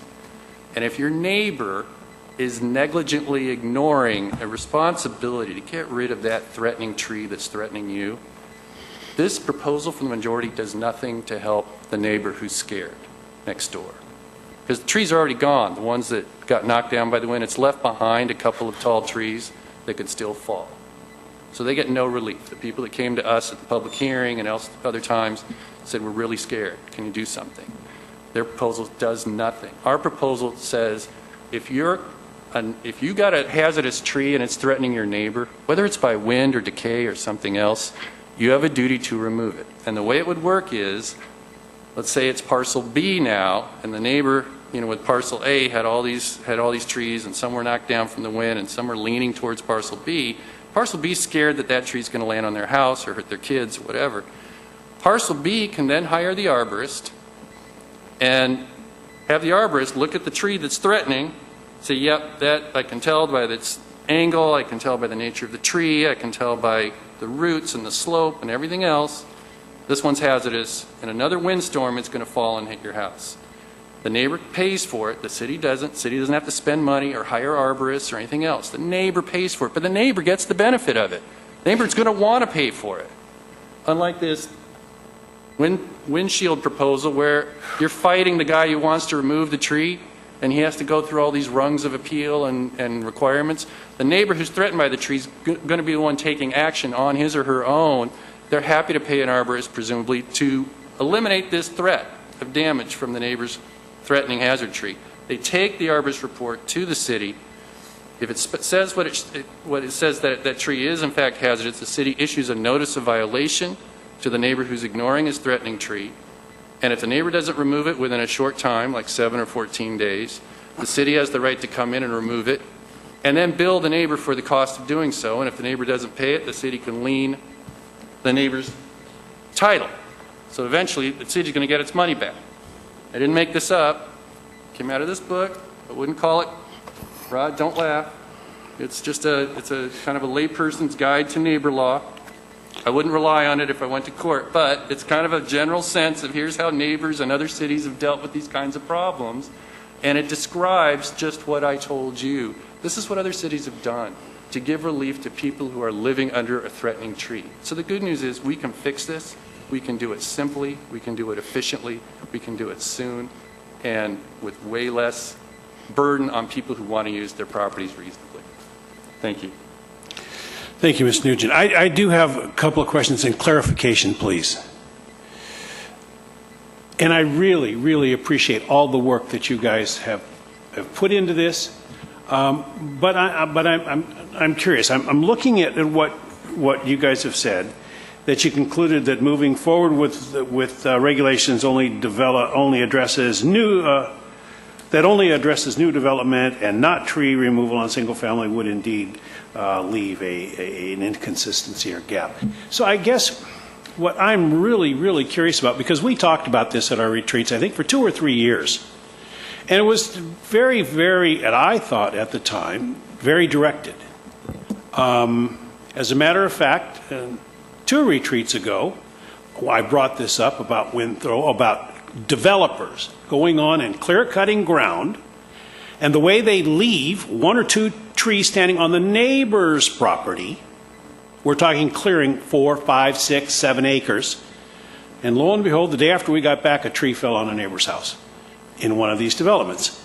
And the thing that I have seen consistently around town, and certainly in some of the last buildable areas, are developers going in, buying up some vacant land that I assumed was wetlands or protected, but it's not, and they just go in and clear cut. When they can't clear cut, I have seen developers go in and take down the trees anyway and say, oops, I'm sorry, and pay a small fine. So when I brought this up, that's my concern. Developers coming in and clear cutting, and what they're not allowed to cut down anyway, and just getting a small fine, small slap on the wrist or something. That's what I was looking to be addressed. And from what I'm seeing here, I can't find anywhere that that has been addressed. Am I missing something? You want the short answer or the long answer? Because the short answer is yes, because the tree protection regulations do have requirements for retaining a certain density. If you take all the trees out, you have to replant. The regulations are there when a development occurs. A tree plan has to be provided that shows that you are in fact either retaining the required number of trees or you're planting additional trees to meet that density. And then the issue that you wanted the Commission to address specifically was the case where trees have been cut and caused then trees to be exposed on a neighbouring property or damage to trees on a neighbouring property that then become susceptible to wind throw. So the one topic that the Planning Commission were addressing was that topic of wind throw.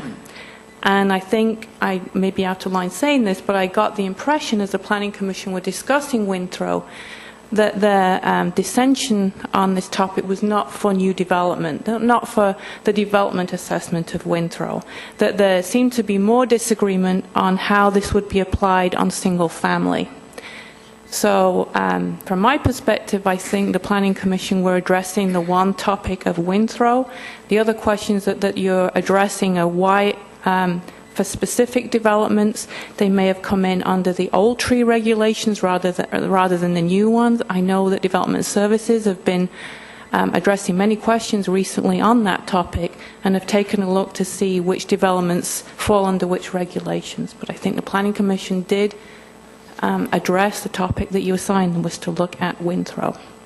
So I've dealt with this in 2004, 2005, and then we had some more council members come on in 2006. And I'm not sure whether we passed that first set of regulations in 2006 or 2007. Then we came back and looked at it again.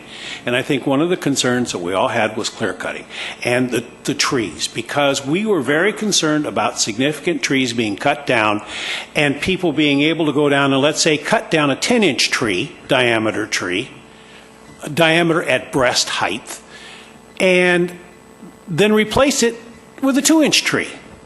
And I think we got it to a 2-inch tree because originally it was less than a 2-inch tree. And so I guess the question I have is, how can developers come in today and you tell them they can't cut it down, they cut it down anyway, and they just get a slap on their wrist? Is that addressed anywhere in trying to get a tree retention ordinance? We have tree regulations in place for new development. When a development comes in, they have to show what trees are existing, what trees are going to take down, and that the end result is going to be that trees that are retained will be protected. If they're planting new trees, they then have to meet that tree density requirement. But I don't think that's really the topic right now that you directed the Commission to take a look at. It was the instance of where trees are cut and the effect on trees on neighbouring properties, trees that are then exposed to the wind. That is what wind throw is all about. Yeah, by developers clear cutting. I think that was what the initial... Yes. Right. So in this case, when they're assessing wind throw, which is then would be an added look for when a tree protection plan is prepared to say, the trees that you're proposing to take down, will they result in causing increased susceptibility to wind throw for the trees remaining? So that's how the two things would tie together. Okay, thank you. Questions? Councilmember Curtis and then Deputy Mayor. I have 3 pages of questions, concerns, principles, options, and suggestions. And they are small and not easy to read. Good for you. I don't think we should make a rushed decision on applying win-throw rules to single-family properties. I recommend that we only discuss the Planning Commission recommendation for developments. The fact that we have a majority and minority report after extensive review makes me think this will not be easily decided tonight. The Commission was unable to come to agreement. I would like to make a motion that we delay the issue of win-throw on single-family properties for the Council to discuss in more detail at a later time to be determined by the Council. I'll second that. Is there any discussion on the motion? Councilmember Smith and Councilmember Sperry. So based on that motion, and it will not be discussed at any time by the council, so they could come back to us with a different recommendation or anything else. It doesn't matter. It's off their agenda as well. I'm trying to understand how this fits into the basically an agenda item that was brought to the Planning Commission, and how is it left? Are we just... So my understanding, if I understood you correctly, is the single-family part of it we want to pull off. Okay. They cannot come to a decision. It's a very difficult decision, and there's dissension there, and there's going to be dissension here. And what we want to concentrate on is the developer side. Okay. Thank you for the clarification. At least that's the clarification the way I interpreted it. Is that correct? And that's why I specifically said that. Delay the issue of win-throw on single-family properties. And earlier in my statement, I said I'd like to discuss the Planning Commission recommendation for developments. So how it applies to developments, I think we probably should discuss and come to some agreement. I see them as two different issues. I see this as scope creep. No, I absolutely agree. When you said eliminate the discussion on single-family, I assume a new 5-lot plat was single-family. That's why I was trying to get that clarification, exactly what you mean by that. So thank you. Deputy Mayor, then Councilmember Sperry. Sorry. Well, I had some questions on the presentation, but maybe it's out of order now that a motion's on the floor. Does it pertain to the motion? Yeah. Okay. I guess so. Then go ahead. The objections from the minority were addressed to single families. You have no objection to the development and win-throw regulations? Thank you, Deputy Mayor, and I'm glad you asked that because we discussed that. So early in this process, there was initial review of this proposal as it applied only to development, and there was agreement on that by the entire commission. But as this issue grew in complexity and analysis, we realized in the minority a lot of the burdens that this creates are, even in the context of development, way outweighing the benefits in public safety. And just as I showed with Parcel A and Parcel B, whether it's a developer or single-family residence, you're putting a lot of limits on somebody so that they can be a windshield for the neighbor, when we're all talking about a force of nature that we're all responsible for protecting ourselves against. So our position is we disagree with this applying, the majority's proposal applying, even in the development context. The burdens still outweigh the benefits. Okay, thank you. Councilmember Sperry. That was my question, actually. Thank you.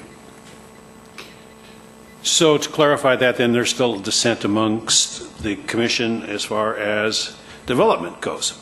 Correct. So in considering win-throw, clear cutting was not discussed. As far as leaving a percentage of trees. Mr. Mayor, if you're asking me, clear cutting came up a lot. I'm asking the commission in general. Yeah, and I'll just, speaking for me, and I'll certainly give the floor to my colleagues after I say a few words. Yes, it came up a lot. The phrase came up a lot from public comment, too. People, as you heard tonight, they come up and they use that phrase, clear cutting. One thing we didn't really get into that kept occurring to me was, well, we have already a tree management and protection ordinance, and it applies to developers, and it seems to me that it requires this tree protection plan. and minimum tree density requirements. So when I heard people say clear cutting, I kept wondering, well then why, how can they clear cut when we already have this law that applies to developers that requires tree retention?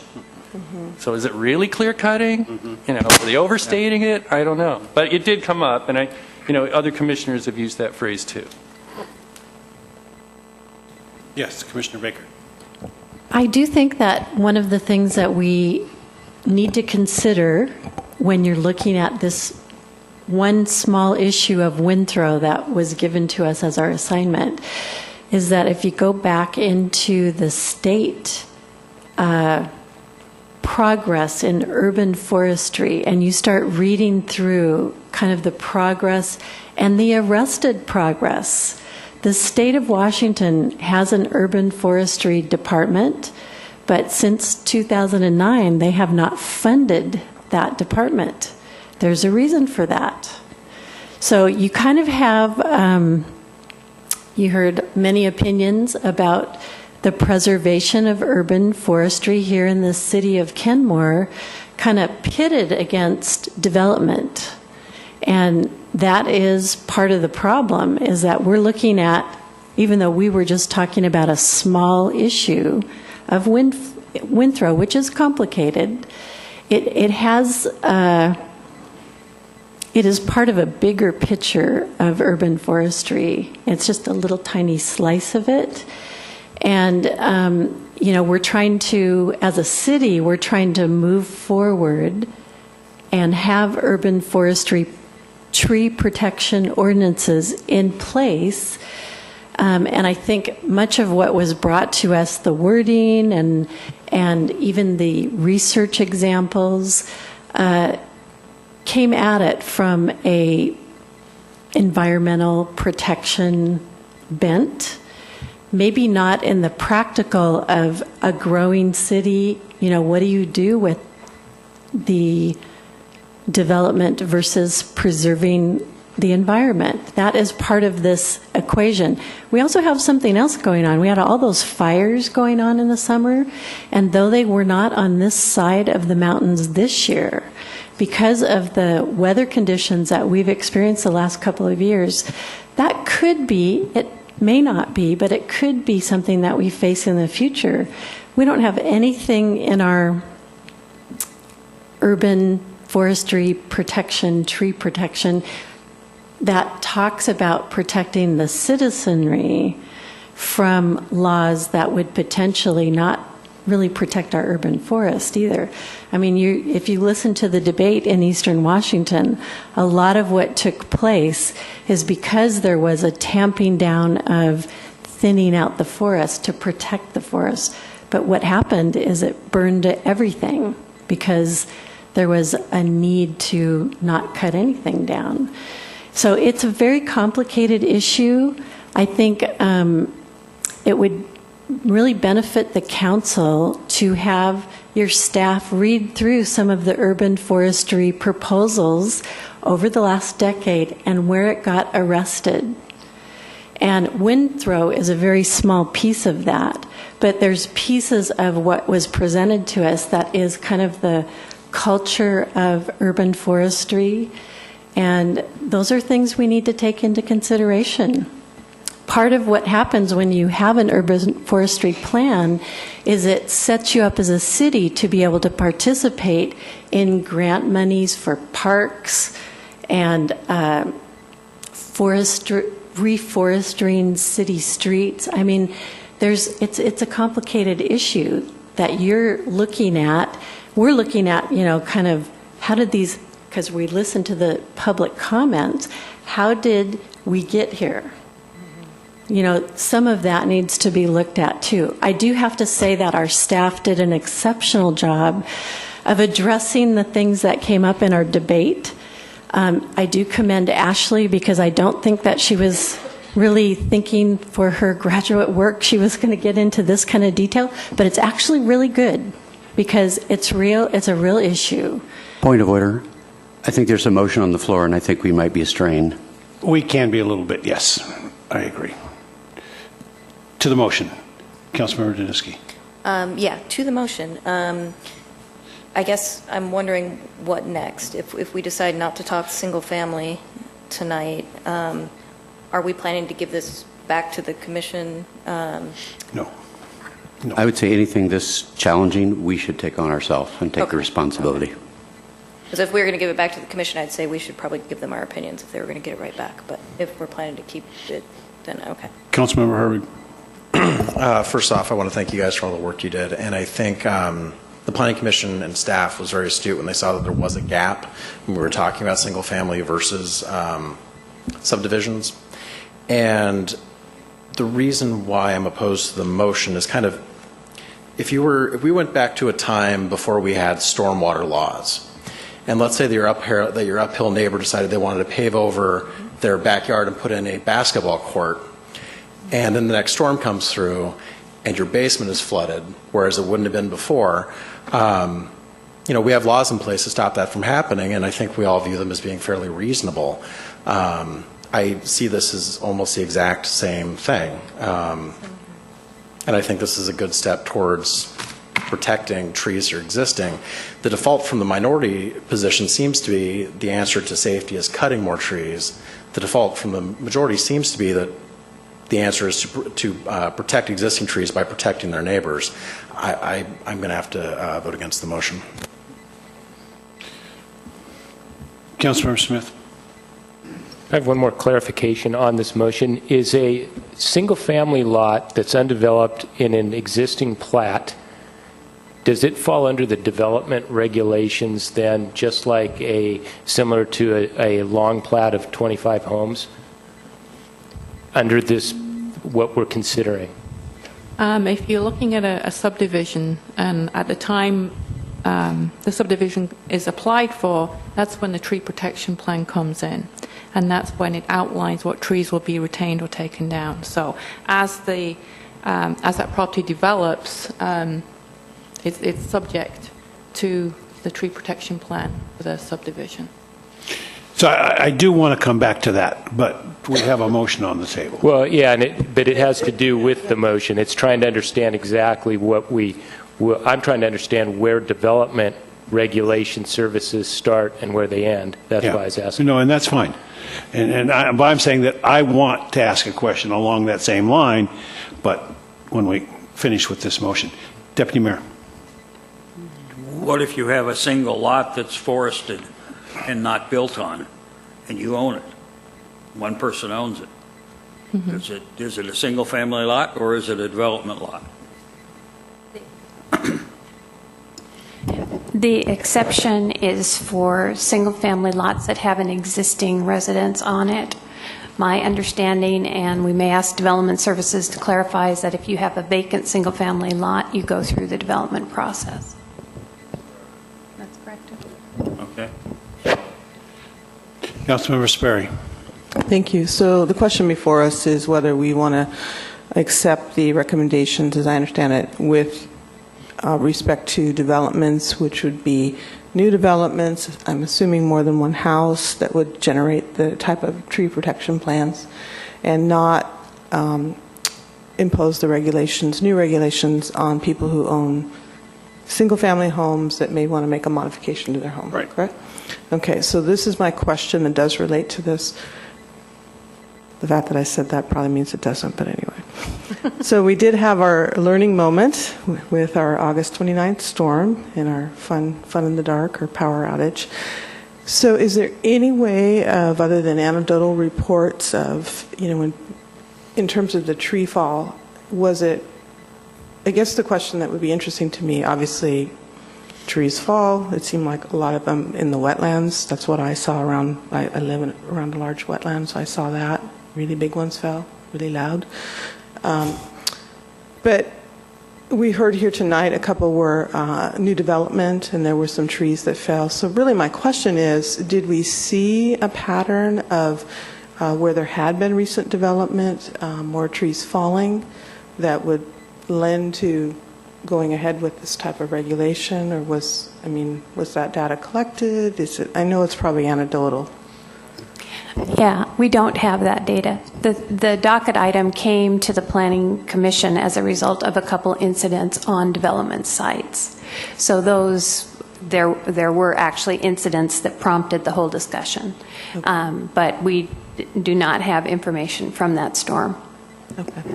That would be interesting in a more comprehensive review. Thank you. Okay, on the motion, Councilmember Danuski. Okay, I've heard it two different ways now. I heard Councilmember Curtis, your motion, from the way I understood it, was that we were going to take the existing single-family home discussion out of the conversation, but we were still going to have the conversation. And the way Councilmember Sperry said it is that we were agreeing with the Planning Commission on this motion. So which was your motion? Take the single-family home out of But the then we're equation. going to Deal with the Okay. commercial. Tonight? Or that's how our discussion is going to go. So I'd like to speak to my motion, and it's now 9:05. Yep. The commission has not solved this in 3 months. No, and we're not We going think to. we're going to solve it tonight. That's nonsense, folks. We have an agenda. Right. That we have other items to do. I recommend that we table this motion, basically, or we pass this motion to delay this single-family issue till another time of our choosing.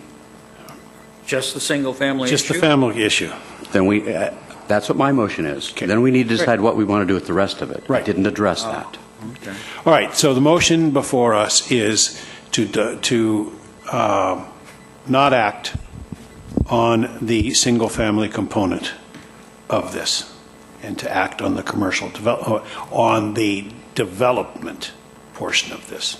No, mine is just to delay the issue of the Winthrop and the single-family property. Okay. I did not discuss the other Okay. in my So motion. this is to delay the Winthrop and single-family homes, existing single-family homes. So the motion on the table then is to delay any action on existing single-family homes dealing with Winthrop. Is there any further discussion on that? Hearing none. Clerk, please take the roll. Councilmember Smith? Yes. Councilmember Herbig? No. Councilmember Curtis? Yes. Councilmember Sperry? Yes. Councilmember Danuski? Yes. Deputy Mayor Van Ness? Yes. Mayor Baker? Yes. 6-1. All right. So single-family homes, Winthrop is out of the picture.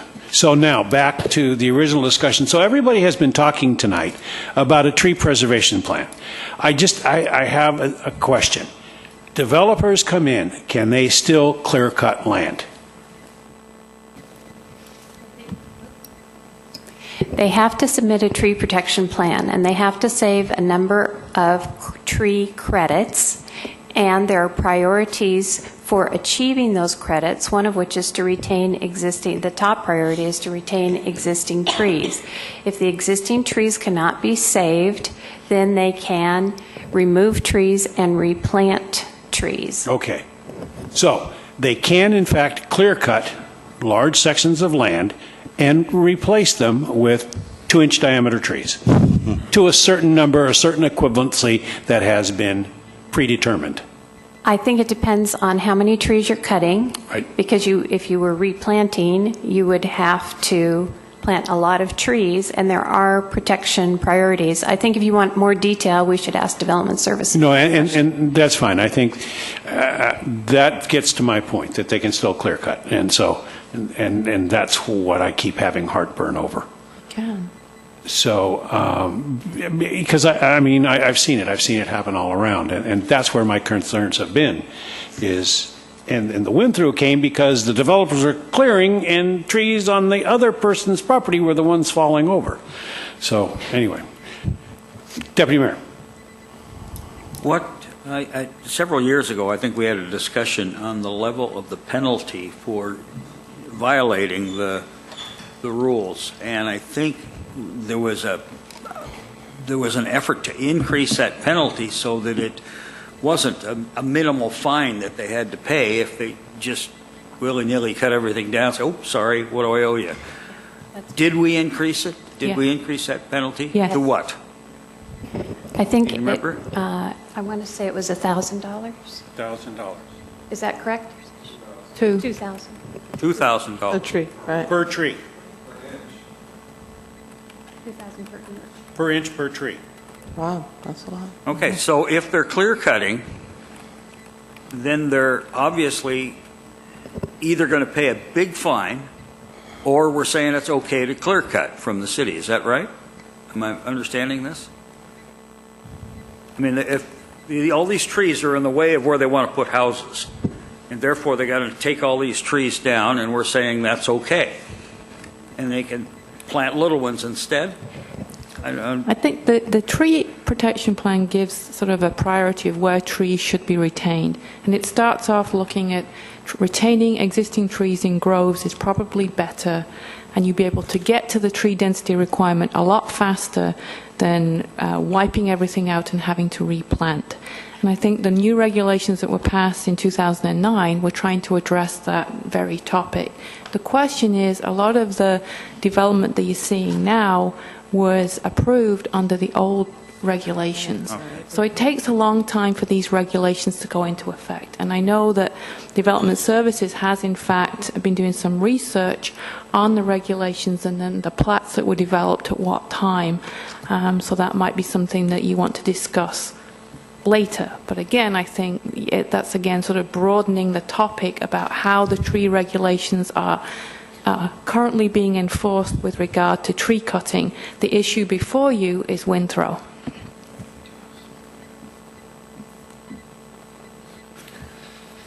Councilmember Danuski, we'll just go right on down the line. All right.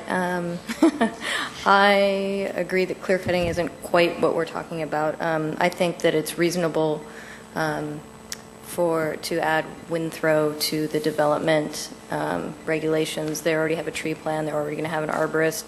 It seems just perfectly reasonable to add that as a component for development. Councilmember Herbig. Not a whole lot to add. I'll come back to you. That's okay. Councilmember Curtis. So I can't figure out, if we take out the single-family wind throw issue, it sounds like you still need direction on the development addition of wind throw to what laws we had before. And I can't figure out from this document how we've done that, because it appears to me in Section 2, we refer to Section 18.57.085, which is the part for single family. So it feels to me like it's all mixed together here, and I can't actually figure out how to agree to what we're going to do for the developing ones, even if we take out the single family. It just doesn't seem like it's clearly, I can separate it out and give you any recommendations on the piece that's left that I would like to actually comment on. Am I just confused? So if you wanted to take out the single-family piece of it, the amendments would not occur in Title 15, which is the clearing standards. They would occur only in Title 18, which is the tree management section that talks about the tree protection plan, etc. We would eliminate the piece about noticing the neighbors from 1857-085. But beyond that, all it would do is say if you're doing a tree protection plan, then you have to assess wind throw as part of that tree protection plan. You would not have the assessment matrix. You would not have neighbor notification.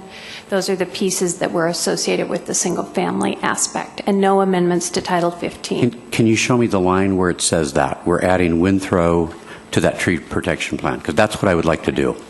But I don't see it that clearly stated in here. Okay, it's on page 1 of the recommended tree wind throw amendments. Yeah. It's in section 1857-050, tree protection plan required. Yes. It's under number 2, an assessment of tree wind throw protection as described in this new section, along with any proposed mitigation measures. So that says if you have to do a tree protection plan, then you would have to assess tree wind throw. And but we're taking out the section 18.57.085 No. talks about all the private stuff. No, that section has to do with new development in the zoning code Title 18. And the piece that's probably missing for your understanding of that is that in Title 18, it has exceptions to 1857, and those exceptions are in Title 15. So the single-family stuff is already accepted out of this chapter by that section. Okay. So this tree protection plan only applies to new development. Okay, that's what was confusing me. So, quickly, is there a way to write this? I mean, we've got all these forward references. I can remember back when I was doing research that you weren't supposed to have forward references. And I know we went through this big, long thing about trying to make things more readable. Right. Is there a way to get rid of forward references like this one? Is this one here that you were just talking about talks about referring you to 1857085. Right. I think, I mean, you could put all of the tree wind throw stuff in subsection 2 if you wanted to do that. It just seemed cleaner, and particularly in a case when we were referencing Title 15 to a section, to do it that way. Okay. Councilmember Sperry, and then I'll come back to you. Well, I'd like to move that we go ahead and accept the Planning Commission recommendation on the wind throw aspects that they have recommended for the developers, I guess would be the easiest way to say it, the ones that are already doing the tree protection plan, as Councilmember Danuski indicated. So that would be my motion, to move forward with the regulations only for the developer. I'll second that. Councilmember Herbig. Well, if we're going to go that far, then I'd like to make a minor amendment. It seems like a lot of the worry that a lot of the concern that we were hearing from folks about the clear cutting is from neighbors who all of a sudden discover that the plats next to them are getting cut down. I'd like to move that we add the neighbor notice into the developer regulations so that when a subdivision is going on next to you, you have some notice that of what's going to be happening. Yeah, they Correct. Do they? Okay. Within how far? 1,000 feet. 1,000 feet. All right. Never mind. Withdrawn. All right, so we have a motion on the table to accept Planning Commission's recommendations on commercial, on development. What words am I looking for here, folks? Vacant lot. Vacant lot. Some of these are much bigger than a vacant. Right line to this. Some of these are much bigger than a vacant lot. No, but I think that was their distinction Yeah. between just a single family and a development Okay. parcel.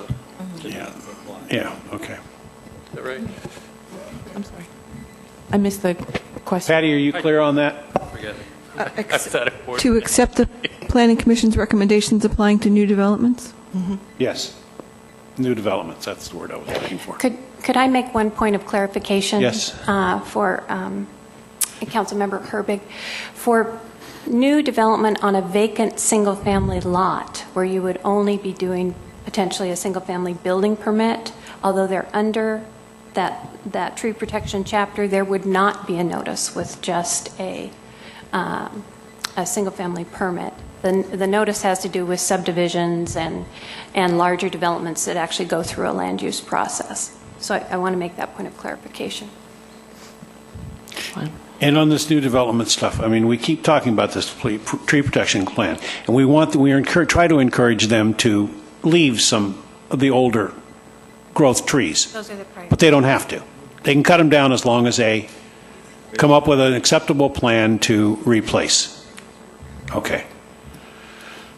Motion on the table then is to accept Planning Commission's recommendation on commercial developments. City Manager, you look like you really want to say something. I'm assuming you're directing us to come back with an ordinance, correct? Yes. Okay. So we are then. So yeah, since we are going to come back with an ordinance, then we'll just do this with a voice, yay or nay. So I have a question on that. Since Sure. we're going to be coming back with an ordinance anyway, and it has to do with, there's two different issues that were, they're not directly wind throw related, but they are somewhat tree related. One of them has to do with cutting roots. And so if somebody's grading their site on a new development, is that factored in? Because clearly this influences, or it can influence adversely the health of the trees on a neighboring property. I'm just curious, what is the process, or how does that factor into the development side? And the only reason I'm asking this is because if we're going to look at an ordinance anyway that has to do with health of trees on neighbors' sites, I think this is a relevant issue. And then I would also add one other question, and it was mentioned tonight in public comment about there's only a 2-year follow-up on the tree replanting on a development. Can you confirm that that is the case? And what happens after 2 years if somebody just takes those trees out? Or I'm just trying to understand what the process is. Right. I think I can tackle the first one. The second one I'm going to turn over to Brian with Development Services. So the first question was, what about tree root cutting?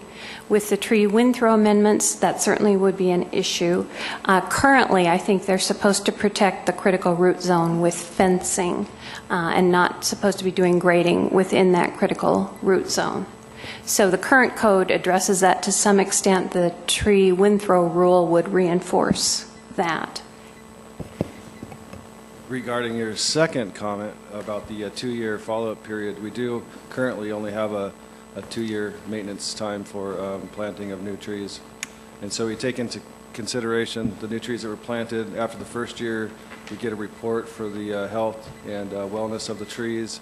There are some, what do you call them, acceptable dying of trees, that are a loss of trees that are acceptable. And if they exceed that loss exception, they have to replant new ones.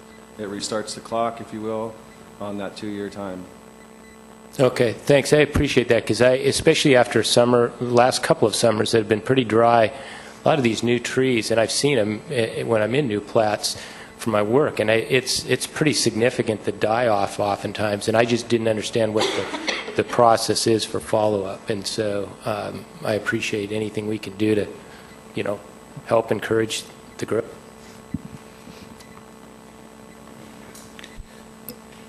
Yes, Patty. Is there an amendment still on the table? No. No, that was not seconded. Okay, thank you. But we got sort of off on something else. Councilmember Herbig, did you have an amendment you wanted? Is that what you wanted? Who wanted an amendment? Somebody wanted an amendment? Nobody wanted an amendment. Okay, fine. There is no amendment. All right. Are you guys satisfied with just a voice vote on this, or do you want a roll call? Roll call. Roll call? Okay. Patty, motion on the table then is to have the city come back with an ordinance per the recommendation of the Planning Commission on new development. Councilmember Herbig? Yes. Mayor Baker? Yes. Councilmember Curtis? Yes. Deputy Mayor Van Ness? Yes. Councilmember Sperry? Yes. Councilmember Danuski? Yes. Councilmember Smith? Yes. 7-0. All right. Mr. Mayor? Yes. I know that we spent a long time on this topic and we have a full agenda ahead, but I think that I don't want to let this moment go because I believe what it's shown is all the questions that we had, that this would be an excellent topic for our retreat to really get some more data and to think about maybe how to proceed. So we do really appreciate your work on this, Commissioners. Yeah, we could. I've suggested that a number of different times. It falls on deaf ears, but yes, we certainly can talk about this one more time. Thank you, guys. I know you guys worked really hard on this. I can really tell. And I got to say, from last year, I'm glad the division was there and not here. So, Doug, you know I had to get that in. I just want to say another thing. There was a citizen baker at public comment. I really like you put on your citizen hat. Hello. You guys are always welcome to come to our hearings and our meetings. And I know a lot of you already have.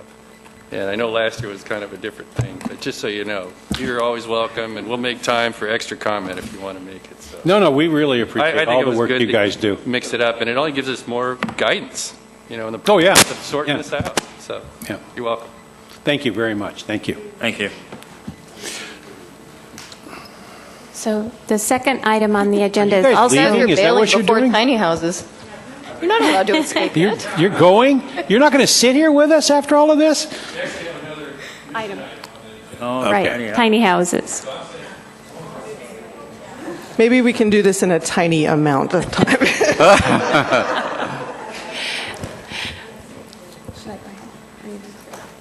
I think the question before the council is, the council asked the planning commission to look at micro-housing. Oh, yeah. Remember? Part of that was then, well, does the council want the planning commission to also look at tiny housing? When the planning commission looked at this, they felt that they were very distinct topics, and before they got going on tiny houses, they wanted to know if council wanted to go down that path. There are pros and cons with doing that. If you decide to go ahead with that, you'll certainly be ahead of the game. There is no other jurisdiction that Laurie could find that has tiny house regulations. So that would speak to, if we want to be out in front, you can do that. If we want to wait, there may be some other jurisdiction that heads the lead, and we can see where that goes. The building code, state building code, might also be amended next year, which kind of then also may lead to wait. So the Planning Commission are basically asking for direction. Should they or should they not look at tiny houses? They will certainly be taking a look at micro housing. This is a separate topic. So it's a question of yes or no, wait or go. Micro-housing is more apartment building type of stuff, where tiny housing is more standalone. Correct. Okay. We're all on the same page. All right, let's just go down the line. Deputy Mayor. So I noticed in the pictures some of them have wheels and others don't. And there was some reference that if it has wheels, it's regulated as a trailer or... Under our current code, it would be regulated as a recreational vehicle, RV. But if it didn't have wheels... If it didn't have roll wheels... in and put it on blocks... If it didn't have wheels and you could site it on a foundation, and an acceptable foundation, that would be okay as long as you met the building code minimum size. Which is not a tiny house. Yes, it is. Well, it's fairly tiny. It's 120 square feet for the main room and then 70 square feet for each additional. Okay. Very tiny house. Councilmember Danuski. I guess my top of the head thought is if it's a new docket item for the Planning Commission, it might make sense to talk about it at the retreat with all the rest of the docket items that they may get. Councilmember Herbig. Yeah, I think we've just seen an example of how valuable the Planning Commission's time is. I think it's a really interesting topic. I'd love to talk about it, but I honestly don't think that I don't think that it's a pressing matter at this point. I don't think it rises to the level of us putting it on their docket. Councilmember Curtis. I think it's actually a really fun idea. I like the ones that are planted on a foundation. I don't care for the ones on wheels. But otherwise, I'd be up to looking at it at some point. Councilmember Sperry. Well, I was going to say they were cool. You said they were fun. I think that, tiny houses are very unique, and they're new. And I did a little research, and there are tiny house communities. There are tiny house communities that used to be tent cities in Olympia. There are people who bought big houses and then moved their 4 tiny houses behind them and made a little community in Portland. I think it would be an excellent aspect of our overall housing plan. I see that they do have, potentially like an ADU kind of thing or that sort of thing. But I don't think, I think the Planning Commission has enough to do. Thank you. Councilmember Smith? Yeah, I have no interest in having you work on it, and I forgot to say it earlier, but thank you very much for your work on the tree wind throw. But I think we don't need to be on the cutting edge of regulation on this, and plus, after reading this, it looks like so much of it's already covered. We already have minimum building standards, we have ADU standards, we have RV length of time standards that you can live in. I mean, I just don't see that this is an important issue for all the other things we could spend our time with, even at the retreat.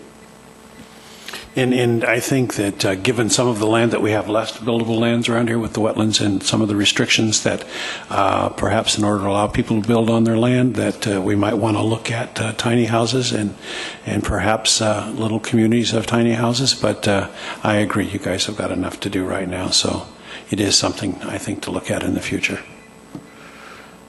So I think we've got that one pretty well hashed out. Okay. Vote on that? We can if you want to, but it was very clear where it's lying, where it's going to fall. It could be 3 to 4. It could be I heard at least 4 of you say not to look at it right now. That's what I heard too. Yeah. That's why I said what I said. Yeah. It was very clear. All right. Thank you, guys. Thank you, guys. Off to your micro world now, right? Okay, thank you. You know, you might work on that micro world with some micro brew. Put you on the spot. Mr. Mayor, can we do a 3-minute break, please? Yeah, 3-minute break. That's fine. 4:50 is going to come really early in the morning.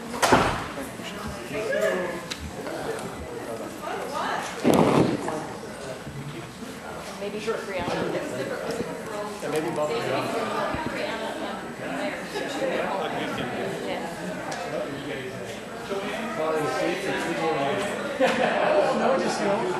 It's very interesting. I was wondering where it's going to land.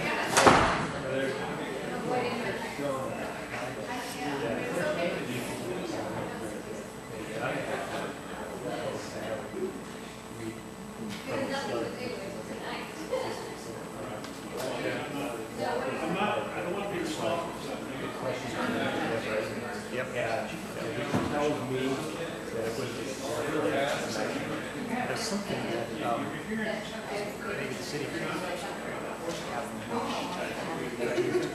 you guys know each other, right? I'm talking. Yes, wonderful.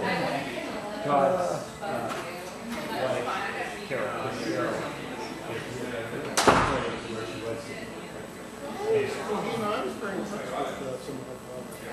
I could tell we were going to be past my bedtime if we tried to solve that one. You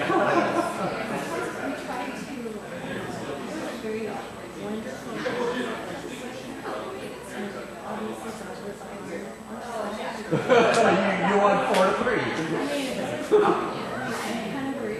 God doesn't look to see how it's right.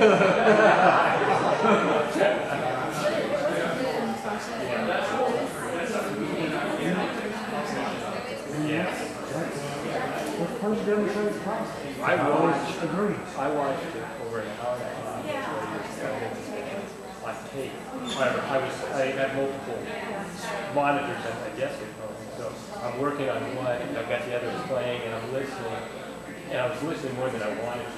Because it was actually quite a discussion, and it made me realize how badly I did it. If it was that hard for you guys to agree, and I know it'd be hard for you, so the regulation's going to pass 3 or 4. It's probably not good regulation. Yeah, so.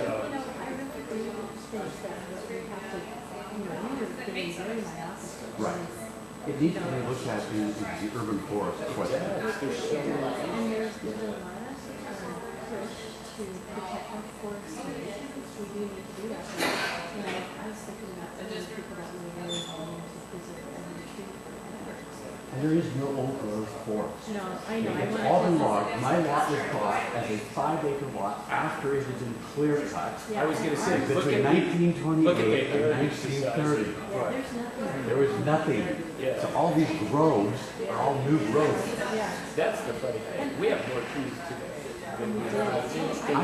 I could not find a definition of growth in that thing. That bothered me a lot. But I wasn't going to get into detail before I just canned the thing.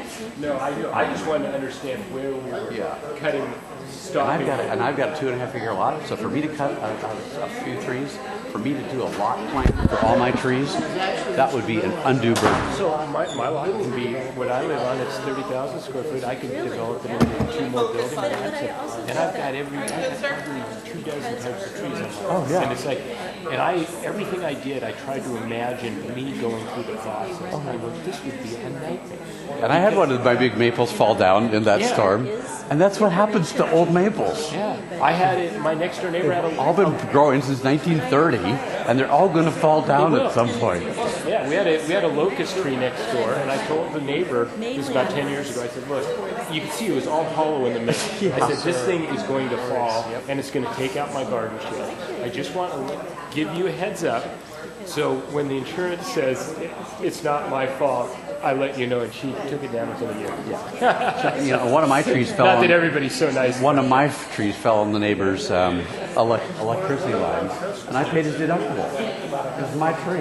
Exactly. I think it was private property regulations that well, yeah, exactly. 95% of the interfering.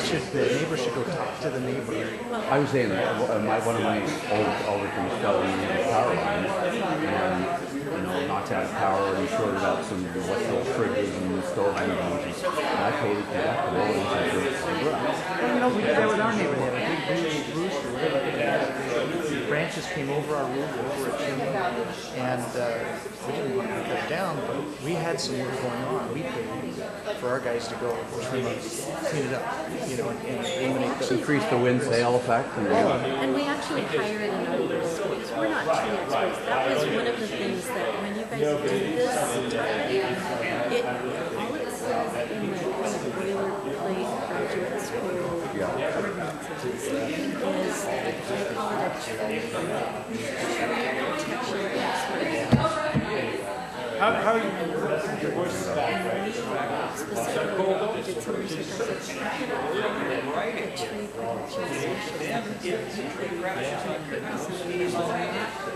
I was going to... All that got buried, didn't it? What I would have done... Not really. I mean, on their side. On their side, yes. I feel kind of bad. Got that all bad. But do you see my I would do something... They keep saying there's a tree plant, but they still allow clear cut. Yeah, but totally different topic than Winthrop. I understand that, but that's got to But you be dealt keep with. talking But that's got to be dealt with. That's all part of what I said. Nothing. Because if you don't have clear cut, you don't have single trees left on the neighbor's property line to fall over. So there's two things that need to happen. Agree, but different conversation. Not require them to do anything. For what we They've asked. been notified. Everybody knows with an unofficial cost nothing. I think the city went out and looked at it. they've never fined anybody $1,000 an inch. There were some 10-inch trees over my neighborhood, right around the corner from me, that they damaged with grading the roots on purpose so they could cut them down. Right. And there was no big fines. We could look into that. It should. Your Honor. Your Honor. I'll tell you what the fines really were. I think the finance director is ready. See, one thing that I didn't see the distinction between a person who goes out to cut a tree and a person who's digging a trench to do a development. Hi. So I'm ready. Breaking up my foundation, it's going into my sewer, it's dropping junk on my... I think Councilmember Danuski is ready. I should go cut that down. Hint, hint. Tell me what to do. I'm sorry. But if I go down with a trencher and cut everybody's roots off, that it's under their lot, They can come up with just a tree revision plan. So there's been no fines. Let's get this party started. Let's get back together here. Yes.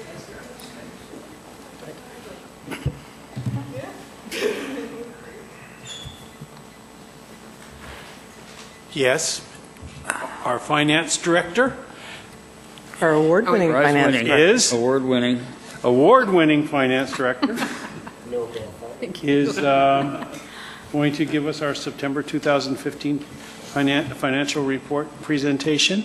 Yes, thank you very much. Good evening, Mayor Baker and council members. I'm pleased to briefly present the city's September 2015 financial report. Thank you. If you recall, when I reported to you on the March results, revenues were stable, and in fact, sales taxes and development revenues were better than expected.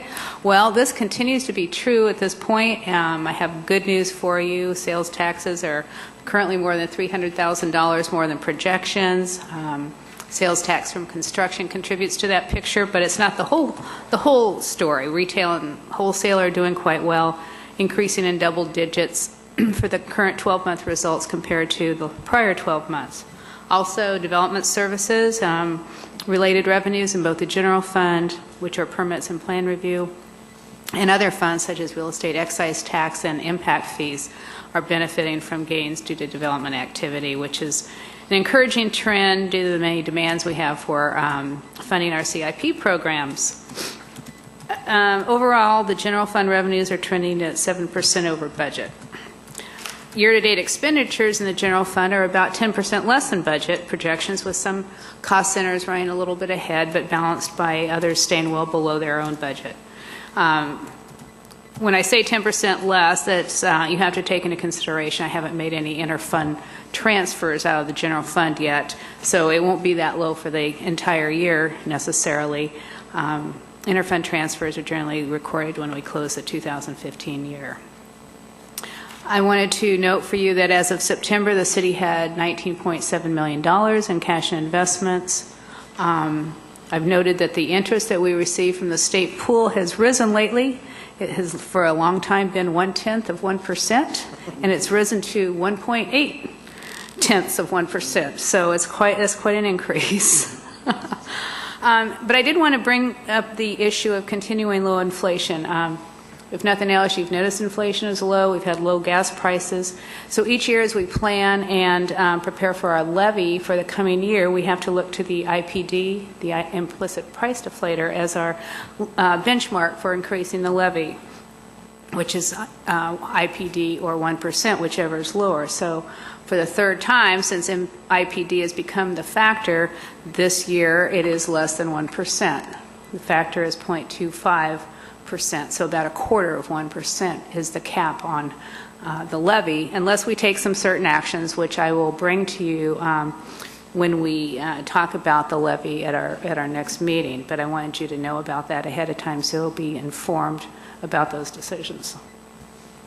Also, a reminder that the mid-biennium review is underway, and so on November 9th, I will be bringing recommendations for adjustments to various funds and capital projects, as well as an amendment, proposed amendment to the CIP. So that'll be at the November 9th meeting. So with that, I'll close my comments and submit the September financial report to you for your acceptance. And if you have any questions, I'd be happy to answer them. Questions? Councilmember Sperry. Well, thank you, Ms. Gregory. I appreciate all that you do for us. So with the implicit price deflator being at 0.25, and then, of course, so that technically is the limit for increasing any property tax levy. But, of course, the thing that also increases our levy amount is new construction. Is there any way of having some kind of number or figure? I know there's a lag. Oh, that was bad. Oh, well. I guess we'll just use my thing.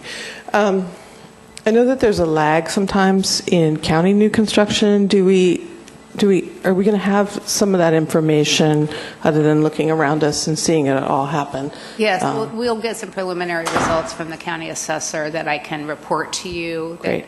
The levy will be increasing by this amount based on new construction, which generally combines with our 1% increase to bring the levy up to a certain amount. But yeah, I'll be able to give you a pretty good idea of that. Okay, that's all I have. And I expect it to be a pretty positive. Yes, I do too. Mm-hmm. Any other questions? So, Chair will entertain a motion to accept the September financial report. So moved. And moved and seconded. Thank you very much, Mrs. Gregory. Thank you. Next item on the agenda, 2016 legislative agenda. Nancy Owsley, Assistant City Manager, and Brianna Murray are Gordon Thomas Honeywell.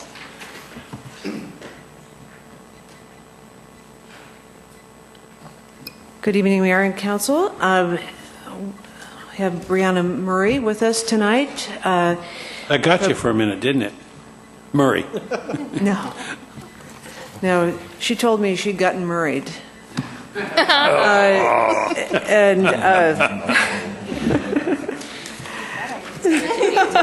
Very good, very good. We're here with an updated legislative agenda for 2016, really because of the positive things that happened in this past session. I mean, transportation funding in particular. And so before I turn it over to Brianna, I will just mention, too, that we're trying a different format this year, where there's a separate kind of legislative agenda list, and then a separate document of policy statements. These are just make it a little more streamlined in working with our delegation, and then also making it pretty clear about what kinds of things we would like to sign in support of when they come up for review in Olympia. And of course, just like to clarify that if there are needs for slight language changes as we go forward, like to have the ability to go forward with that. We did update the ledge agenda itself before the meeting today, and that updated document is at your table. And with that, I will turn it over. Let me just take care of one little piece of business. So we didn't vote on that, on accepting the financial report. The motion was on the table. All those in favor say aye. Aye. Opposed? Okay, now, thank you. Okay. All right. Can I ask a quick question? This was on the table. Right. And the one that was in the packet what's the difference? I didn't read it word for word, but. Just some minor changes, making more clarification about the rhododendron boathouse, for example, that there is going to be expected to be involvement from the local rowing community in the funding, an expectation that with that involvement, more than half the project will be locally funded, rather than saying it is at a more complete level of funding, but very optimistic about that. We also, in the one on the regional transportation decisions, we're working with other cities, but we took out the other cities by name in this, because this is really about Kenmore's legislative agenda, even though we are working with neighboring cities. And then for the seminary building rehab, we wanted to make a more general statement about the rehabilitation rather than mentioning a specific proposal. Got it. Okay. Thank you. Okay. All right. And with that, I will turn it over to Brianna. Good evening. I'm Brianna Murray with Gordon Thomas Honeywell Governmental Affairs, your representation down in Olympia. This evening I wanted to accomplish two things. First, I want to provide a very brief outline of what to expect in 2016, and I'm going to make that brief both because of the late hour and because you heard from legislators yourself last week, and they provided a lot of that detail. And then I'm going to go over both of the proposed documents in front of you and some more reasoning on why the new formatting and approach. So I'll start with just a very brief overview of what to expect in 2016. Starting January 11th, we will begin the 2016 session, which is a short legislative session, which is 60 days. Same as last session, in 2015, there will be narrow majorities in both houses. Democrats will have the majority in the House. Republican Majority Coalition Caucus will have the majority in the Senate. And then this coming session will be followed by an election, the 2016 election. So that narrow majority is certainly going to make things challenging to get controversial issues passed. The primary task that's been given to the legislature is going to be amending their previously adopted budgets that were adopted just this last July. As you'll remember, the state has three budgets: an operating budget that funds all of the state agencies' budget, but also is the budget where K through 12 education is funded, and is the budget where we receive our local liquor revenue distributions and other state shared revenues. In that budget, most if not all of the amendments will be regarding the K through 12 education system and discussion about how to fund education moving forward. You'll remember from my previous report that since the 2015 legislative session ended, the Supreme Court reviewed the legislature's work and said, not quite good enough on K through 12 education. You need to develop a plan on how to fund it by 2018. There's a lot of conversations going on right now amongst legislators on how to develop that education funding plan, and that'll carry over into 2016. On the transportation budget, we're hearing pretty strongly that they're looking at making some technical amendments to the transportation revenue package, but not any holistic policy changes or drastic changes to the project list. And then finally, in the capital budget, it's estimated that revenues are slightly up since the end of last session, and there is about $80 to $100 million in additional revenue in the capital budget. That's a relatively small capital budget. I know those seem like large numbers, but they're very small. For comparison purposes, I met with a member of the governor's office earlier today, and they've indicated that they've received $400 million in capital funding requests from state agencies. So that doesn't include requests from all local communities or particular requests from legislators. So those are the status of the three budgets. In addition to those three budgets, we do expect the legislature to consider a number of policy bills. As I mentioned earlier, the narrow majorities in each house in the upcoming election will make it challenging for controversial issues to pass, but we do expect a number of them to be introduced. So that's my brief overview of what to expect in 2016. I'll pause there to see if there are any questions before I go into the legislative agenda and policy statement document that you have before you. Question about what's ahead of us. Councilmember Curtis. Okay. Okay. Well, no, we're not there quite. Okay, great. I'll dive into these next two documents. As Nancy indicated, there is a new format to the documents before you. One is a legislative agenda that really focuses on what I said is 3 to 5 items, and we have 4 items on there now. And the target audience for the legislative agenda document is our immediate legislative delegation and other legislative audience members. And so the goal of the legislative agenda is to really focus those who are helping us in Olympia on the items most important to the city, and to not provide a long laundry list of items that would be very challenging to follow or to weigh in on, and to really focus our efforts in on the top priorities. However, there are a number of items that you all as a council have previously said you'd like to sign in supporting or work with a coalition in supporting, but don't necessarily want to be the lead on. It's not necessarily the top priority, but you endorse it as a policy. So we developed a second document that's a policy statement document. The intended audience for the policy statement document is more of a tool for myself and for other city staff, so that when legislation is introduced, we're able to quickly respond.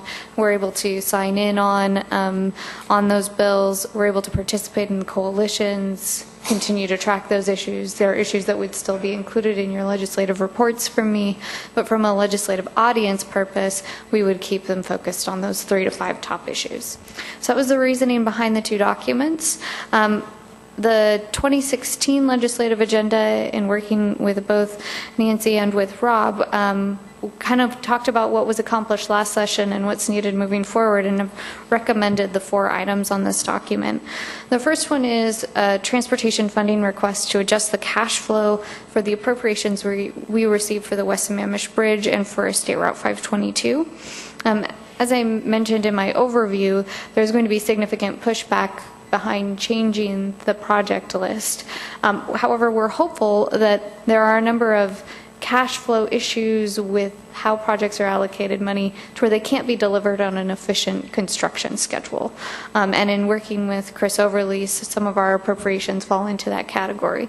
So we'd be working with our delegation to have the appropriations adjusted. You can see in the agenda that the West Sammamish Bridge allocations right now are for $4 million in 2019-21 and another $4 million in 2021-23. And instead, we'd want that adjusted to $1 million in 15-17, $3 million in 17-19, and $4 million in 19-21. So it moves it up slightly, but it also allocates the funds in a manner that would allow for the project to be delivered more efficiently. There's a similar sort of change there on State Route 522, where rather than having $4 million each year distributed 2017 through 2023, we would do $4 million in 2017 and then $8 million in 2019. The second item on the legislative agenda is Can I jump in here really quick, Brianna? Sure. So several of us, the mayor and Councilmember Herbig, went to the Highway Users Federation meeting last week, and there were several state legislators there, including the House Transportation Chair and also ranking members of the Senate and House committees.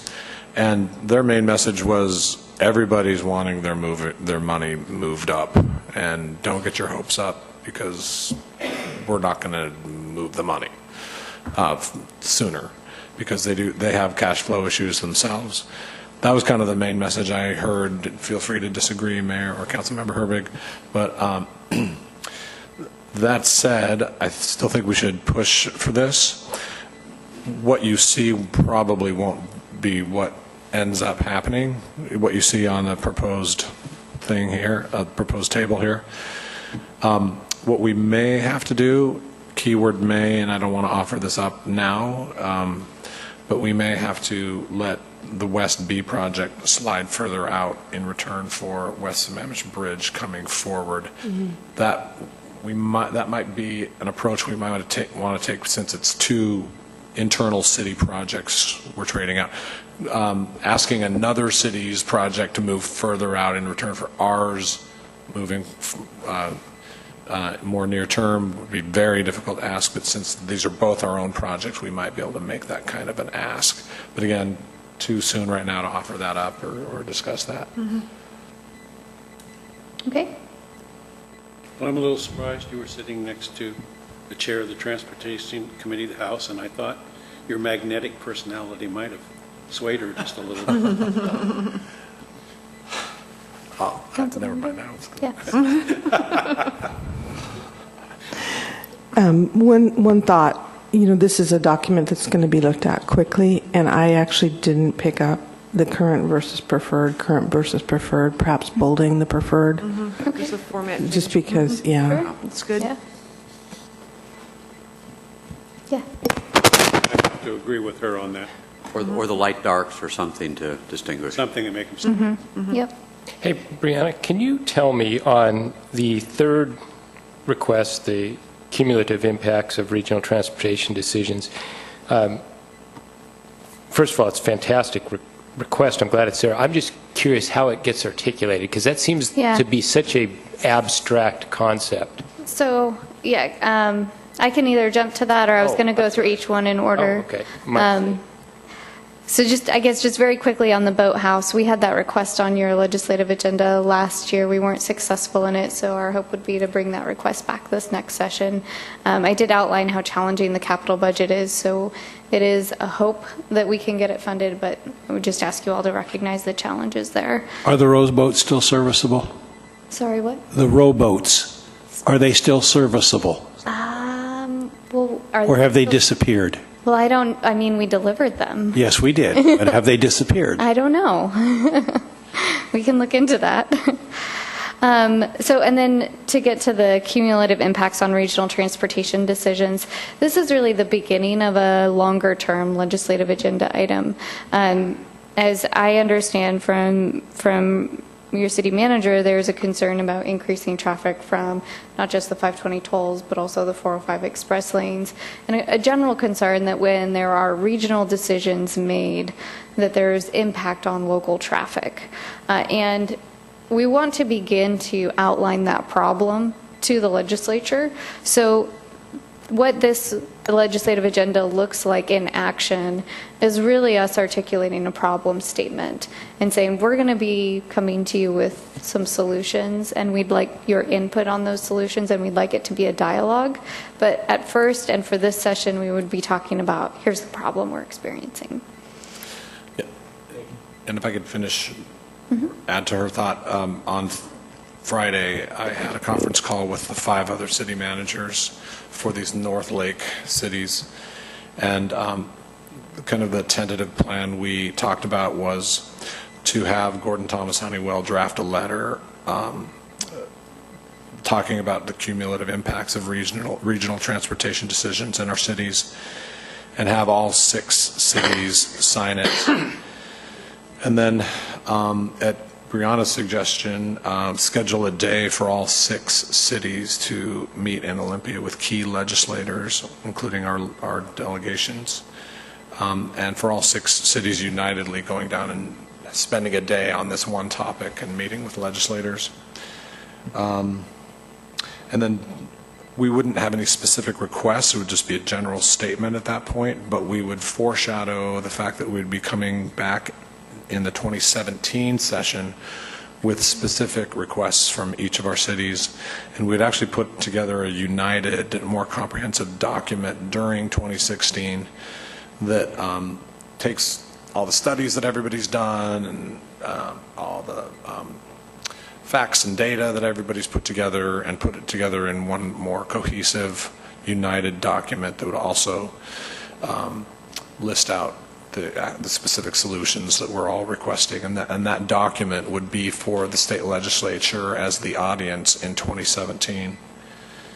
And we would start taking that document to the state legislature and start shopping it with them in the fall of 2016.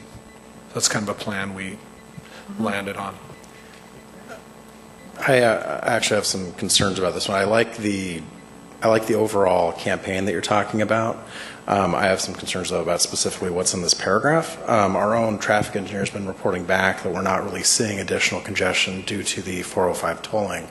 So I think, and I imagine that our delegation will have access to very similar data sets. I don't think it behooves us to essentially cry wolf in our official document here if our own data isn't backing it up. So I don't think citing express lane tolling in 405 is something that we should do. Now, other communities may have other data, and they should be talking about that, Bothell or Kirkland, but I think us calling it out when we don't have the data to back it up puts us in a bad place and hurts our credibility.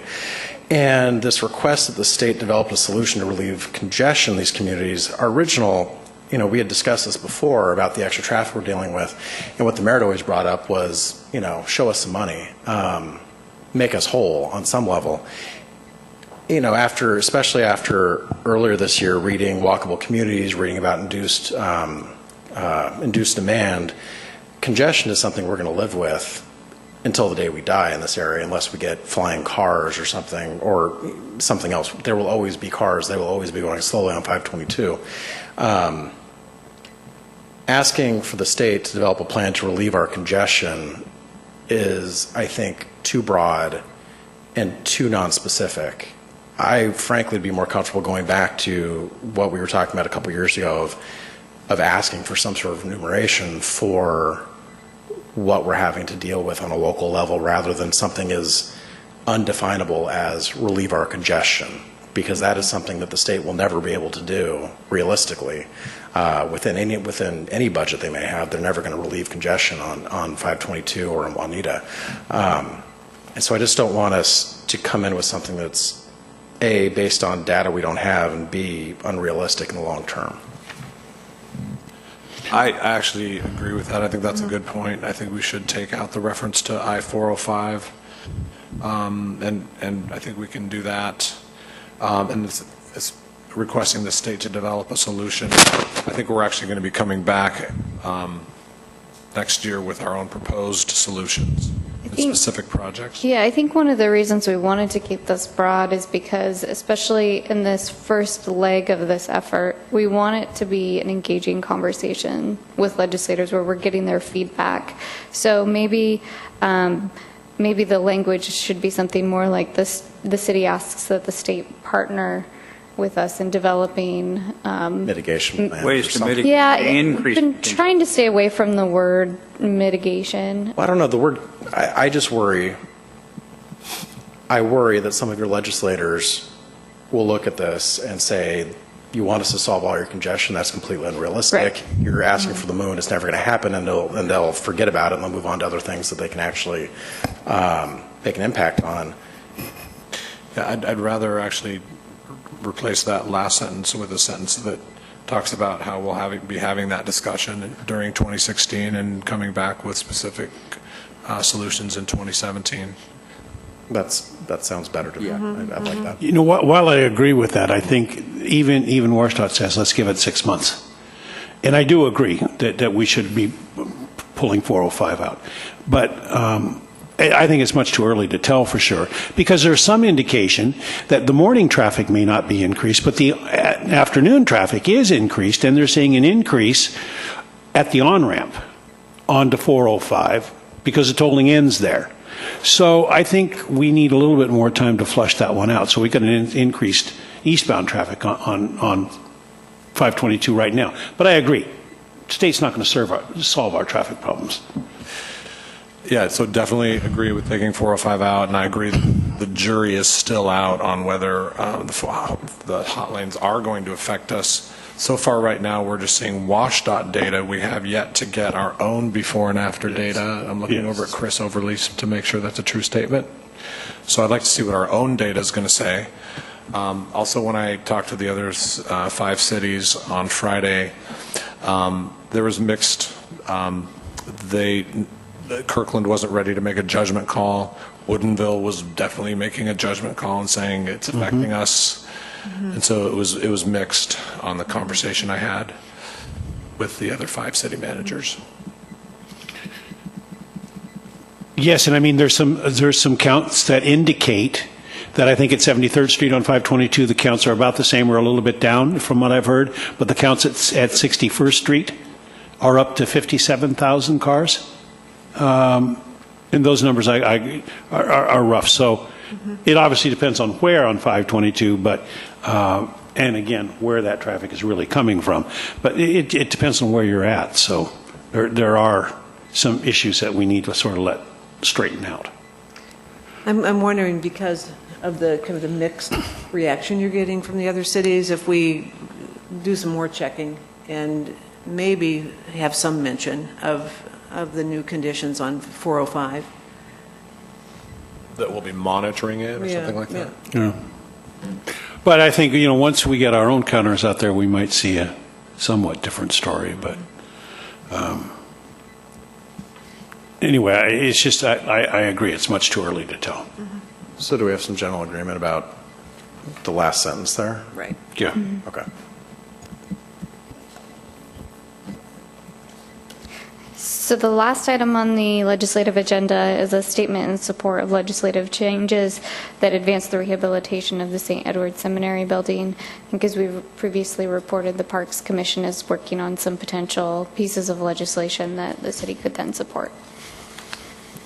The second document, in addition to the legislative agenda, the policy statement document that we referenced earlier, largely contains all items that were previously on your legislative agenda that we've just transferred over to this document. The only main additions are the last 2 items. Local infrastructure funding, previously this was a statement in support of the Public Works Assistance Account. However, in light of the fact that the Public Works Assistance Account seems to be discontinued, this is a statement in support of an effort to identify a replacement local infrastructure funding program. This is something the Association Washington Cities is working on, that we would participate in their coalition. And then the last item is joining a number of other Puget Sound cities in supporting proposals increasing authority for councilmanic action up to an additional quarter REIT, real estate excise tax, to fund affordable housing. And this is another local option tool to have in the toolbox. And you're going to be hearing more about this when we brief you on some of the discussions that Arch cities have had. Councilmember Herbig joined in that, and that'll be scheduled in November. So on the WWRP and the Aaliyah Grants programs,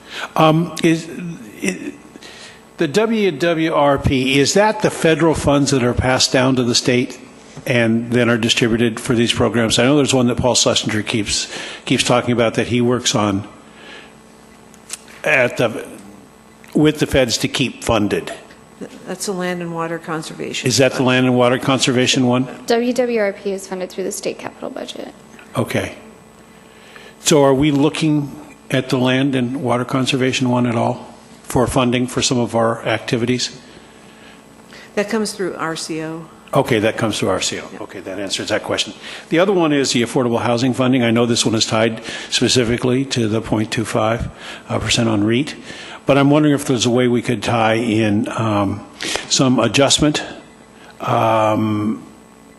to the current poverty level that hasn't been changed since, I think, 2003. I know that legislature was looking at one time from raising from 35,000 to 40,000, what was considered poverty level. So is there any possibility of wrapping that into the affordable housing, because that ties more to seniors and We could fixed income? The language here says we support other legislative proposals that promote affordable housing. We Fine. wanted to leave some flexibility to weigh in Fine. on things like that. If you wanted specific language. No, I mean, if that gives us the flexibility to weigh in, that's all I need. Have we discussed that last one before? That is a new addition. So we've never seen it, because I didn't remember having ever had a conversation on it at all until I saw it here. Right, and Arch has been looking at some ways to have a new dedicated funding source for affordable housing. That's what we're going to be discussing in greater detail with you next month. And this, there's some momentum going on in the region, specifically City of Seattle, looking at going for more authority for an increase up to 0.25% more for REIT. There are some other proposals that when Arthur Sullivan is here next month that Arch has been taking a look at. One is maybe a demolition fee and a couple of other possibilities too. Some of them may be more relevant for some of the other member cities than they are for us, for example. And that, I guess that's kind of why I asked, because I feel like, I mean, we have it on here as a policy statement and we've never even discussed it. And I'm very uncomfortable with that, and I don't know what the options are. I don't know what other things we're even considering. I don't even know what the amount is that would come from the city of Kenmore if we tax our residents that much more. And so I'm not for including it at this point because I don't know anything about it. And it's a significant amount. I mean, just on a $500,000 house, that's $1,250. That's a lot of money. And just a clarification that this would be legislation that would give you that tool and that authority to utilize, but the statement doesn't necessarily indicate that Kenmore would utilize it. And if I can speak really quickly, because I was at that meeting, that's the number that Seattle's asking for. The number, and I don't know it off the top of my head, but I believe the number that Arthur said would kind of fully fund Arch if Arch cities participated was something much less than that. So we're kind of jumping on the bandwagon, asking for support, asking for authority up to. But I believe what Arthur was saying is we would need something like half of that or less for us to continually kind of fund what we put in towards Arch and let Arch expand a little bit, because Arch funding has been staying relatively flat. So it's asking for the flexibility. There isn't a smaller option, though, because Seattle's leading on it. And so it's either you get on that bandwagon or there is no bandwagon. So we're asking specifically in their legislation that it's not just that number, but it's up to that number and gives us some flexibility. And if council feels more comfortable and kind of putting this particular item on hold for now, because it's more of one of several policy statements until you've heard a little bit more about this next month, I think that makes sense too. And I certainly understand Councilmember Smith's position here, because it is a new tax rather than a reallocation of some of the existing stuff. But I have to ask, if I can afford a $500,000 house, is $1,250 really that much? No, it's an excise tax, so it's on the sale of your house. Right, so only maybe on the you sale. owe $495,000, at which point $1,250 is a lot of money. So I mean, it's still a tax on the citizens, and so you know, leading or I should say, following the city of Seattle's lead on this isn't exactly encouraging to me. No. The Seattle being brought into it, yes. I have. Councilmember Curtis. So at a policy level, I like the idea of including something on affordable housing. I'm not sure this is it. And sort of it relates to my actual question. Are these in order of importance? And I think the answer is no. And if not, could we maybe, I don't know if we specifically say these are all policies of equal weight? Because if I were going to weight them, I'd actually put the affordable one at the top, but I wouldn't particularly care for the one that's written. But I think affordable housing is an important issue that we as a council need to address and think about for our citizens as development occurs. A lot of that is going to be taking out some of our present affordable housing, and we need to think of solutions for that. So I like the idea of thinking about it, but I don't think we're ready to come up with an actual statement. Thank you. And that's really my point, is I don't know what the other options are. And before a policy statement's a pretty significant thing, and I feel like we need to discuss it. Deputy Mayor. I agree that maybe it could be a general statement requesting assistance in mechanisms for funding affordable housing. But we're going to be looking at strategies for affordable housing here when? Right after the first year or sooner than that, before we start? That was something that was mentioned that we need to do sometime in the future. I can't remember. Yeah, we actually need direction from you at the retreat on when to come back with an affordable housing strategy. I think we have it out in 2017 or something like that. Oh my goodness, no, we need to think about it sooner. Yeah, I guess I'm comfortable with putting something in there about affordable housing, but I don't know tying it to an exact percentage. But the other thing is that if you go to them with something, you better give them some way to answer it, right?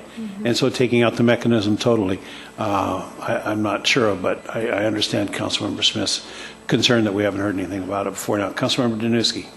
I pretty much was the same Okay. as Councilmember Van Ness, or just make it more of a general statement for now until we have a better conversation. Okay.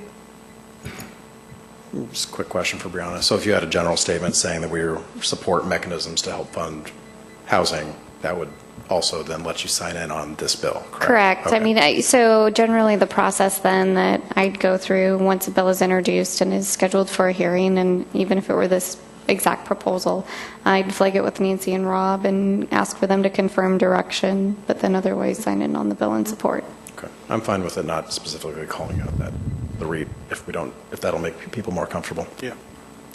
So there's enough changes and edits to this and the previous that I'd actually like to come back for your approval at a later date, if that's all right. Okay. That's fine. Thank you. Thank you. Yeah, cool. I'm staying.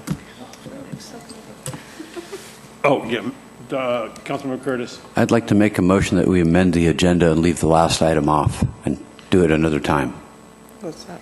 Well, yes, I agree, but we've had Teresa McAllister sitting here all night long patiently, and she's been here since 8 o'clock in the morning. There's a motion on the table. I certainly can understand that. She's whatever. Okay, so then for discussion, I'll second the motion. Now, is there a second? I second the motion, so now it's on the table. So again, Teresa McAllister has been here since 8 o'clock this morning, and I understand we're all tired and want to go home. How long will it take? But how long will it take? I'm fine with postponing it because actually Brian Randall was going to be part of this conversation and he wasn't able to join us tonight. I'd rather have a council that's attentive and I'm attentive. And this is this is a report that you haven't gotten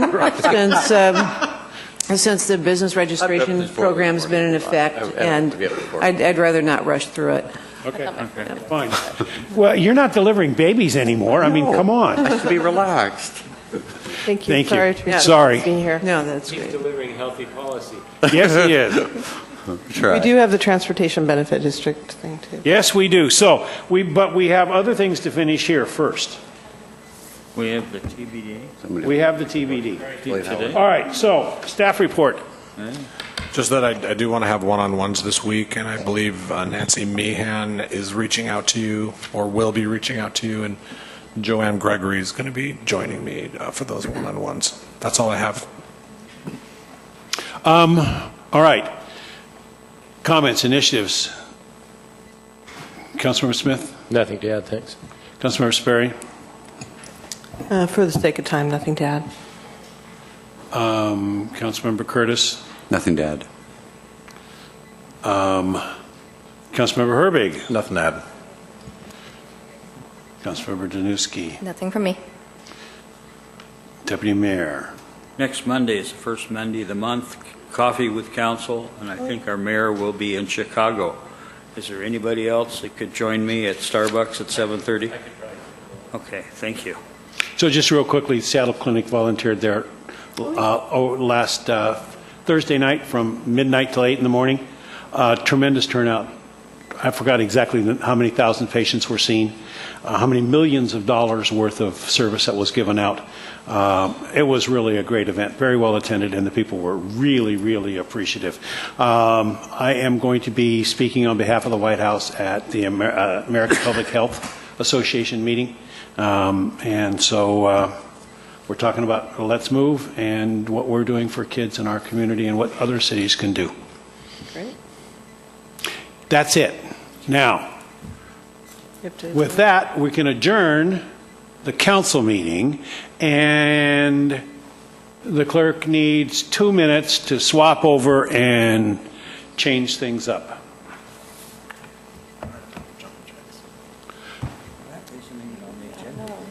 Percent. 2 minutes. Because it's under the other agenda for the, You want to say meeting adjourned? that's why I said meeting. My meeting was adjourned. There's another meeting where the Councilmember Van Ness chairs that has to do with the Transportation Benefit District. And it's a report from Mrs. Gregory. It's a financial report from Mrs. Gregory.